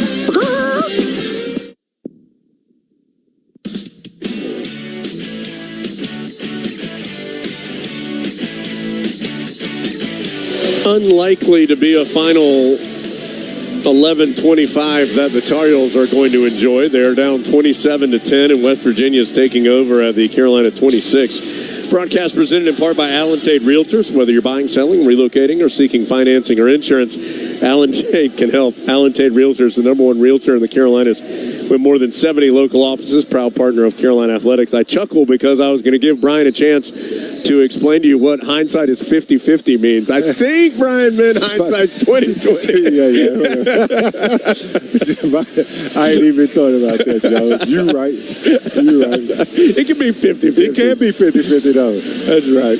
So, Tar Heels, unfortunately... 20-20, 50-50. What's the difference after right. this one? Shoot. Tar Heels, probably less than a 50-50 chance to win this one at this point. Down 27-10 with 11:25 to go. So, Brian, Carolina's going to the offseason. We'll have time to talk about this in postgame, of course, but it's an important offseason for Carolina. I mean, obviously, they're going to need to figure out the quarterback position. They have a transfer portal quarterback on the way. I think Connor Harrell, particularly pre-injury, showed a lot tonight. So that'll be some good competition at that position as a throw coming on first down, knocked away, nearly intercepted, as it was tipped by Caleb Cost, and then Stick Lane had a chance. Almost able to squeeze it after the tip. But it all ends up being an incompletion and second down. And, Mac Brown talked about this in the pregame with us, and he has talked about it with the press openly. I mean, Carolina's got to be better defensively. Just period. For the Heels to get where they want to go, which is better than an 8-9 win season. They feel like they can do better than that, of course. But the defense, just quite honestly, hadn't been good enough for them to achieve that. as it will be a read or a speed option, I should say. Hey, that was a great play by Campbell. Yeah, Campbell came off his man and made the tackle on Jaheim White, who had come in motion and got the handoff on, really, my third try, I'll tell you, it was more like a jet sweep on the play. Ends up being a gain of 5. And Brian, my other point was going to be, I do think you've seen some stuff from young guys like Cost and Campbell tonight, Harrell. I mean, that you have some young talent for sure. No doubt. And obviously everything starts with the quarterback, right? When you're talking about football. And Harrell, like, you can't just say, okay, it's his job, but at least you say, okay, we know he can be competitive for the start, because I think they bring another guy in to push each other, and then the best guy wins. But Harold, you definitely can do a lot of good things with him. He can throw the football. He's athletic. He can run. So there's a lot to work with that guy. A quarterback draw on third down, and Green paid for it as Eccles got him first, and then Stick Lane drilled him in the back, and Green is limping heavily as he walks to the sideline. And West Virginia is going to send out the kicking unit to try and add 3 after getting the great field position. They were a little late in sending that unit out. Still have 15 on the play clock here. Ended up losing a yard on the run. So it'll be a 40-yard kick off the right hash. And, Jones, I'm going to go back to it because I think that's something else. Like right there when they did that late substitution. As it will be a fake by West Virginia. And driving inside the 10 and inside the 5 was their holder, Leighton Beckdole. And it'll be first and goal for West Virginia. So now the Mountaineers happy to rub it in. And they'll have it first and goal at the 4. Hey, here's the thing I don't understand, Jones. In college football, if you catch the ball and your knee is down, you are down. He catches the ball with his knee down, then he gets up. I don't understand how that's a legal play. Yeah, it's you're given that right as the holder. It's a 17-yard run. You're given that right as the holder. Now, if he had caught it with his knee down, stood up, and then gone back down, then he would have been down. But you are allowed that as the holder to have your knee down when you receive it and then can get up and run. Yeah, to me, that makes no – that's intentional grounding. Green is hit in the backfield, and I'm not sure where. I mean, that has to be that's intentional grounding. Des Evans was sacking him back around the 15, and he just spiked it into the ground. And they will now drop the flag. Don't think there was much question on that one. Intentional grounding. Offense, number 6. The ball will be placed at the spot of the infraction. Loss of down, second down. You know, and I don't know if Carolina's going to get any kind of stop or something here, but I would think when you're down 17 and the other team runs a fake field goal on you, that you probably got a little extra edge to you here to finish this defensive sequence. Carolina's had some reserves. Caleb LaValle was actually out there for a play. He is now back out. They're going to mark the ball at the 12-yard line after that sequence. So it will be a sack for Evans, a loss of 8. A Food Lion sack to give back as Green going to keep it himself, stretching to the far side, and Rucker drills him down. Good pursuit there by Rucker, who, good news for the Tar Heels, has announced he does plan to return next year to use his extra year of eligibility. And so that'll give Carolina a nice piece on that defensive front as that play gained 1 for West Virginia. Yeah, and here's the one thing I like about Rucker. Like, sometimes you can get enamored with guys with height, weight, speed, and all those things, but just playing your tail off is a trait, and it's a good positive trait for a football player, and that is what K'Mon Rucker does best. He plays hard every single snap, every single game. West Virginia just gets the snap off. Tar Heels bring the house, and Des Evans knocks the pass down at the line of scrimmage. And so for the second time in this sequence, the Mountaineers are going to send out the field goal unit, this time with 8:02 to go. So nice couple plays there from Evans, getting the sack on the intentional grounding and then knocking down the pass. Yep, and Carolina defensively has done that a couple times on a turnover or a play just like that. They've gone out defensively and put out the fire. Good job by them. This will be a 29-yard attempt. That's something Carolina's been pretty good at defensively this year, is handling the sudden change. They came into this game allowing little more than 30 points. I believe it's 31 points on sudden change opportunities this year, as the field goal is up and in from 29 yards away. So West Virginia eventually does add those 3 points. With 7:58 to go, it's now 30-10, and we'll take a break. Carolina down 20 in the fourth from Learfield. Once you get your hot stuff freshly grilled right in front of you at Jersey Mike's, I'll tell you, there's no going back to anything else. That'd be like going back to calling your friend on their home phone.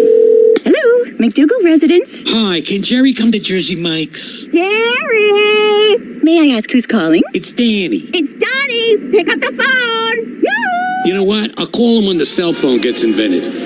Nope. There's no going back once you get it freshly grilled. Jersey Mike's, a sub above. This is the Tar Heel Sports Network from Learfield. They're not just the Tar Heels, they're your Tar Heels. Customize your Wells Fargo debit card or open an account today to show your Carolina pride with every purchase. Get started at wellsfargo.com/Tar Heels. Wells Fargo is proud to be the official bank of Carolina Athletics. Copyright 2023. Wells Fargo Bank, N.A. Member FDIC.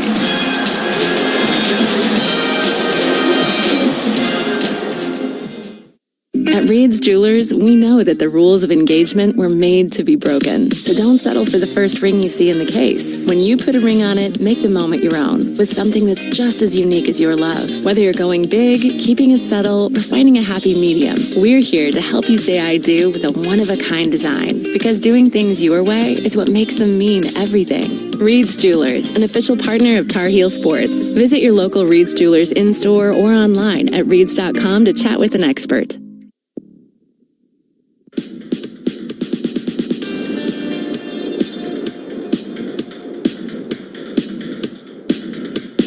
30-10, West Virginia with the advantage. It was 17-10 at halftime. But the Mountaineers have scored on 3 straight possessions, 2 field goals with a touchdown sandwiched in between to now take a comfortable advantage, 7:58 to go. Carolina on the verge, it appears, of losing their 4th straight bowl game, dropping to 4-10 in their last 14 bowl games, and just 1-5 in Charlotte-based bowl games. Lee Pace, our Pinehurst Resort sideline reporter. Lee, the announced attendance here, 42,925, and no doubt it's been a heavily skewed West Virginia crowd tonight here in Charlotte.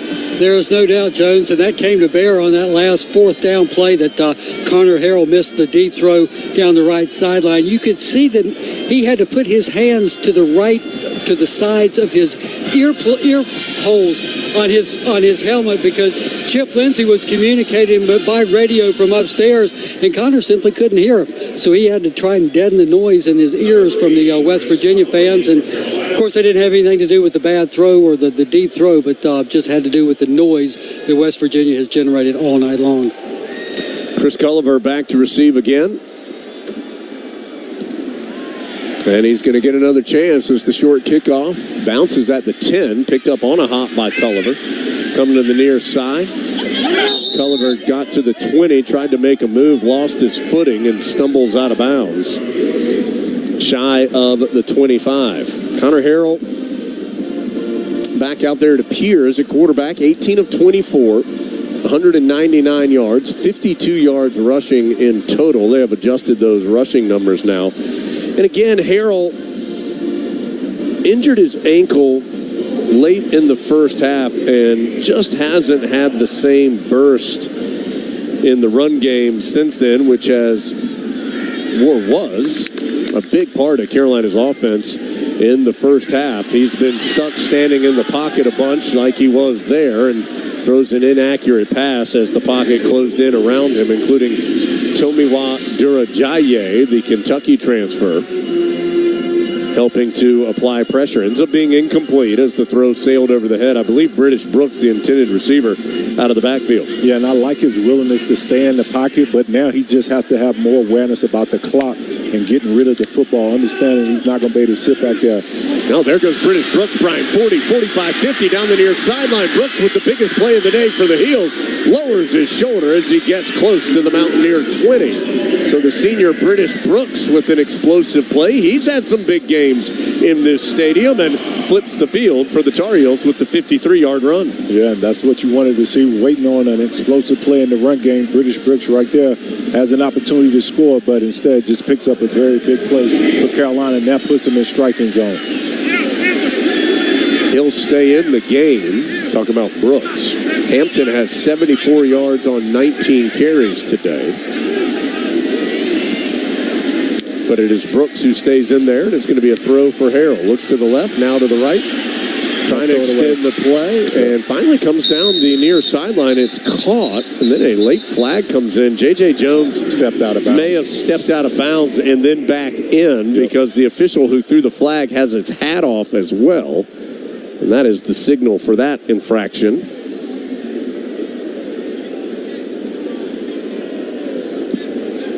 It was the field judge who threw the flag, Raymond Daniel. Legal touching, offense, number 5. The offensive receiver went out of bounds on his own, came back in, and was the first to touch the ball. Lost it down at the previous spot, second down. So it'll be 2nd and 10. Tar Heel O-line still have Pounds, Montelis, Chance Carroll at center. Willie Lampkin and Spencer Rollins. So Barnes has been taken out. He hadn't played a lot in this second half. Handoff to Brooks. Had a lane if he had cut back to the left, but didn't see it. And is wrapped up and slung down at the 21 by Anthony Wilson. A little bit of pushing and shoving at the end of the play. It'll be 3rd and 7 for the Tar Heels. Probably 4-down territory here, down by 20. Have to think field goal's not going to do much for you.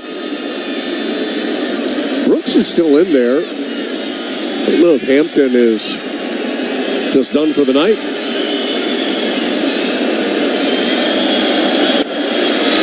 Third down. Harrell. Clock runs out. He's dragged down. Sacked again. Asani Redwood, redshirt freshman from Suwanee, Georgia, provides West Virginia its 6th sack of the day.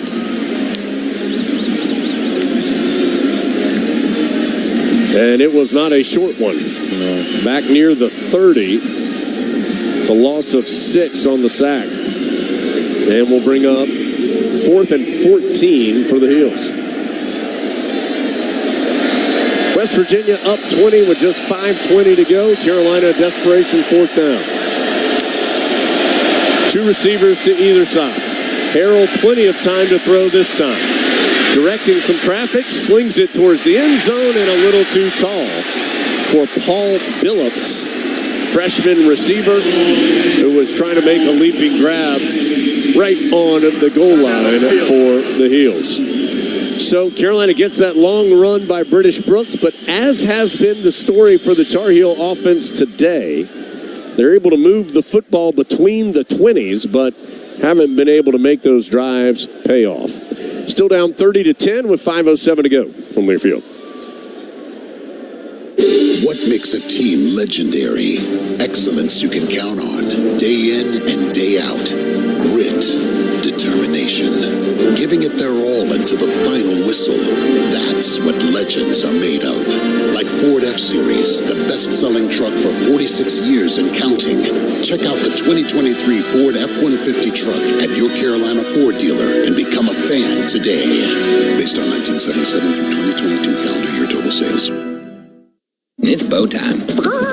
It's not just football season. It's tailgate season. And that includes every kind of football, whether it's got goalkeepers or goalposts. The kick is good! Because it doesn't matter where or how you tailgate. When you've got crispy chicken and fluffy buttermilk biscuits from Bojangles, your tailgate is better than great. It's legendary.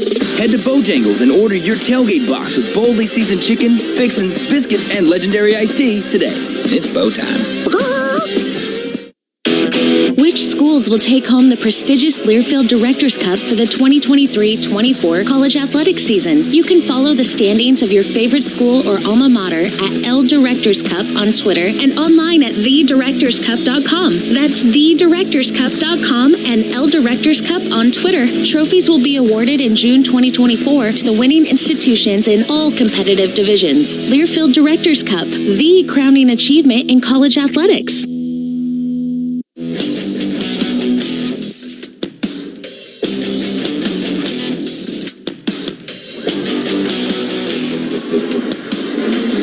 Tar Heels in danger of losing their fourth consecutive bowl game and falling to 4-10 in their last 14 bowl game opportunities. And certainly there are plenty of extenuating circumstances in this one. Carolina was down 14 players on the offensive side. If you include Ryan Coe, the kicker, that's 7 in the portal, 4 were injured, 3 to the NFL draft. They were down 7 players who had seen time on the defensive side, 4 to the portal, 2 injured, 1 to the NFL draft. And yet, having said all of that, Brian, at some point, 4-10 in your last 14 bowl games wears you down a bit for Tar Heel fans and the Tar Heels in general. Yeah, so, the woes didn't start because of the portal and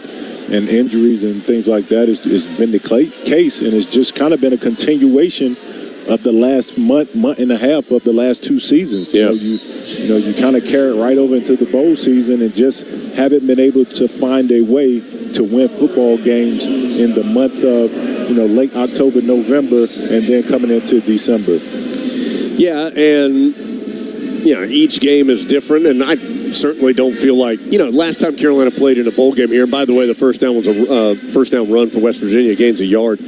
Last time the Tar Heels played in a bowl game here, you left that game not feeling very good about the effort that was put out there. That was not the problem tonight. No. The Tar Heels were down a lot of personnel, gave up a couple of big plays and some mistakes early that hurt them, and just hadn't been able to do enough offensively in the second half or defensively in the second half. They've been outscored 13-0 so far in this half.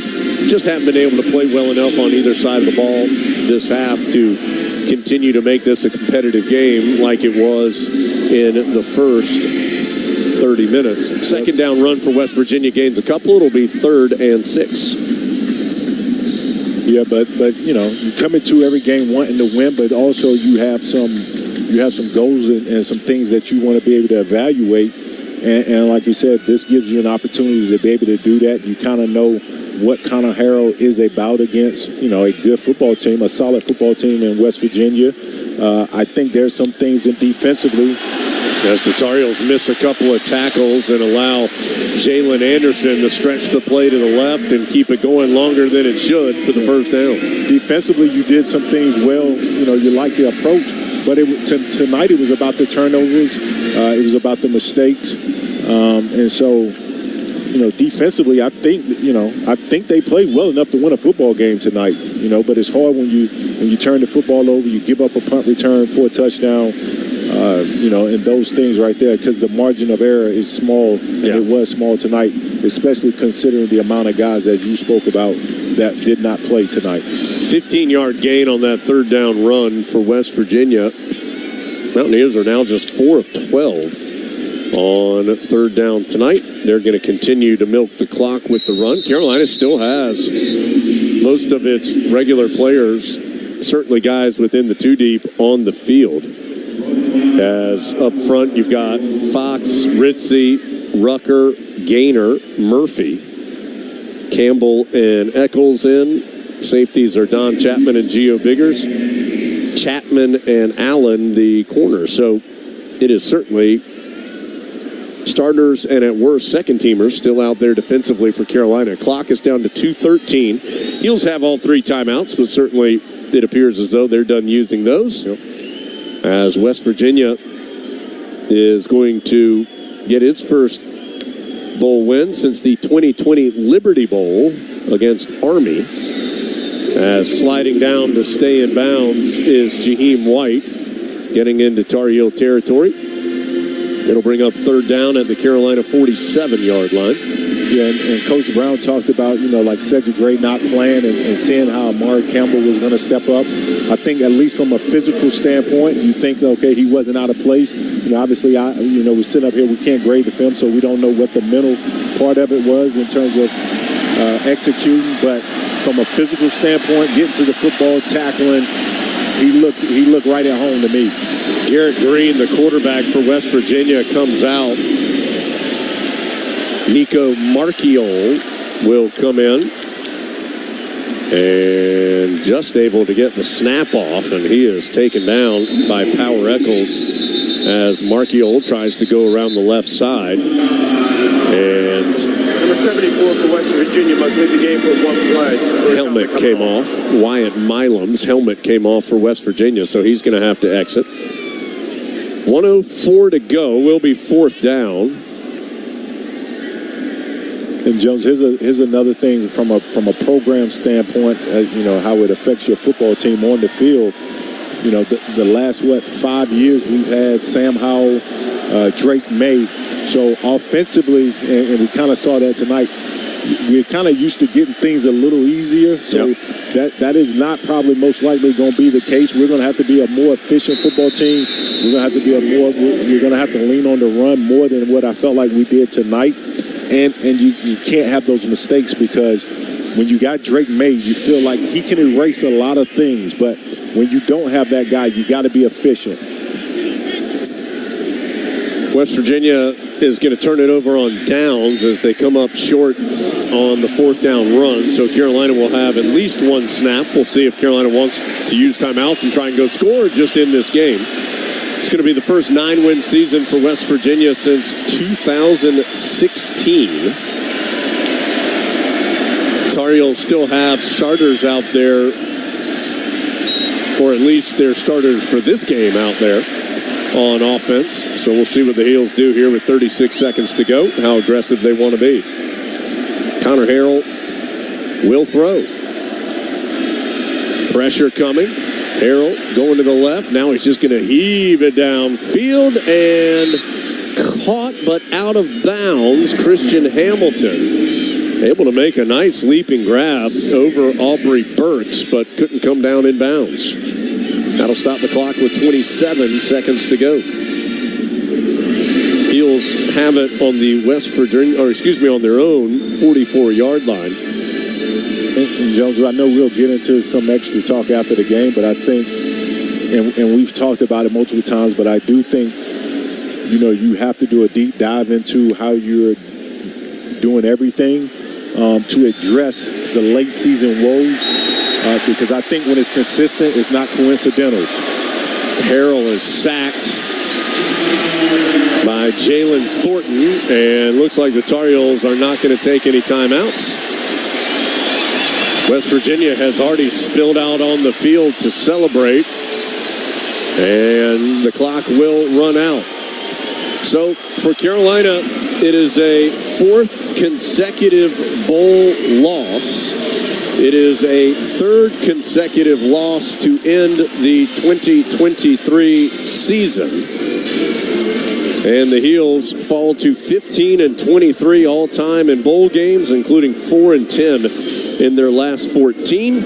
West Virginia improves to 17-23 all-time in bowl games, picking up their first win in a bowl game since the Liberty Bowl of 2020, their first bowl win in a non-COVID year since the 2015 Cactus Bowl, a victory over Arizona State. So the Tar Heels going to end their season 8-5 overall after starting the year 6-0. They go 2-5 in their final 7 games. West Virginia will end its year 9-4, first 9-win season for the Mountaineers since 2016. We have one more in-game break to take. Stations will do that, come back, and then Dave will get into our post-game inventory after that. Tar Heels put up a fight but run out of gas. West Virginia wins it 30-10 from Learfield. And we're back with the action. Coke Zero Sugar might be the best Coke ever. That's right, Jim. With an irresistible taste and zero sugar, Coke Zero Sugar is a must-try for any sports fan. So make sure you... Wait, Jim, I didn't mean try it right now. We're still on the air. Best Coke ever? Take a taste, Jen. Really? No, not right now, Jen. We got a game to call. Would you like to learn how AI-driven financial strategies can empower you to meet evolving challenges with confidence? OneStream can help you do just that. It's the next generation intelligent finance platform that streamlines corporate performance management processes such as planning, forecasting, financial close, and consolidation. Choose the smarter option. Choose OneStream. Go to onestream.com/AI and streamline your business today.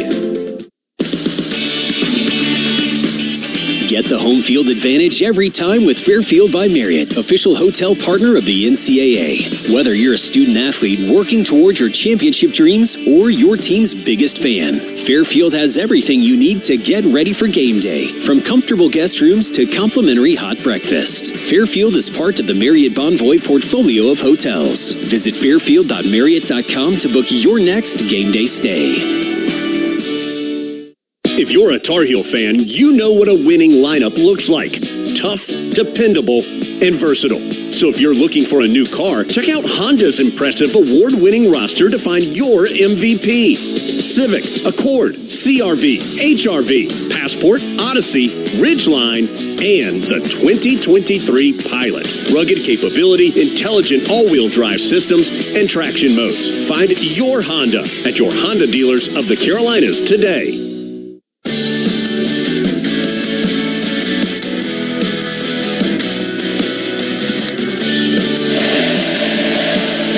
Carolina Falls and Charlotte and the Dukes Mayo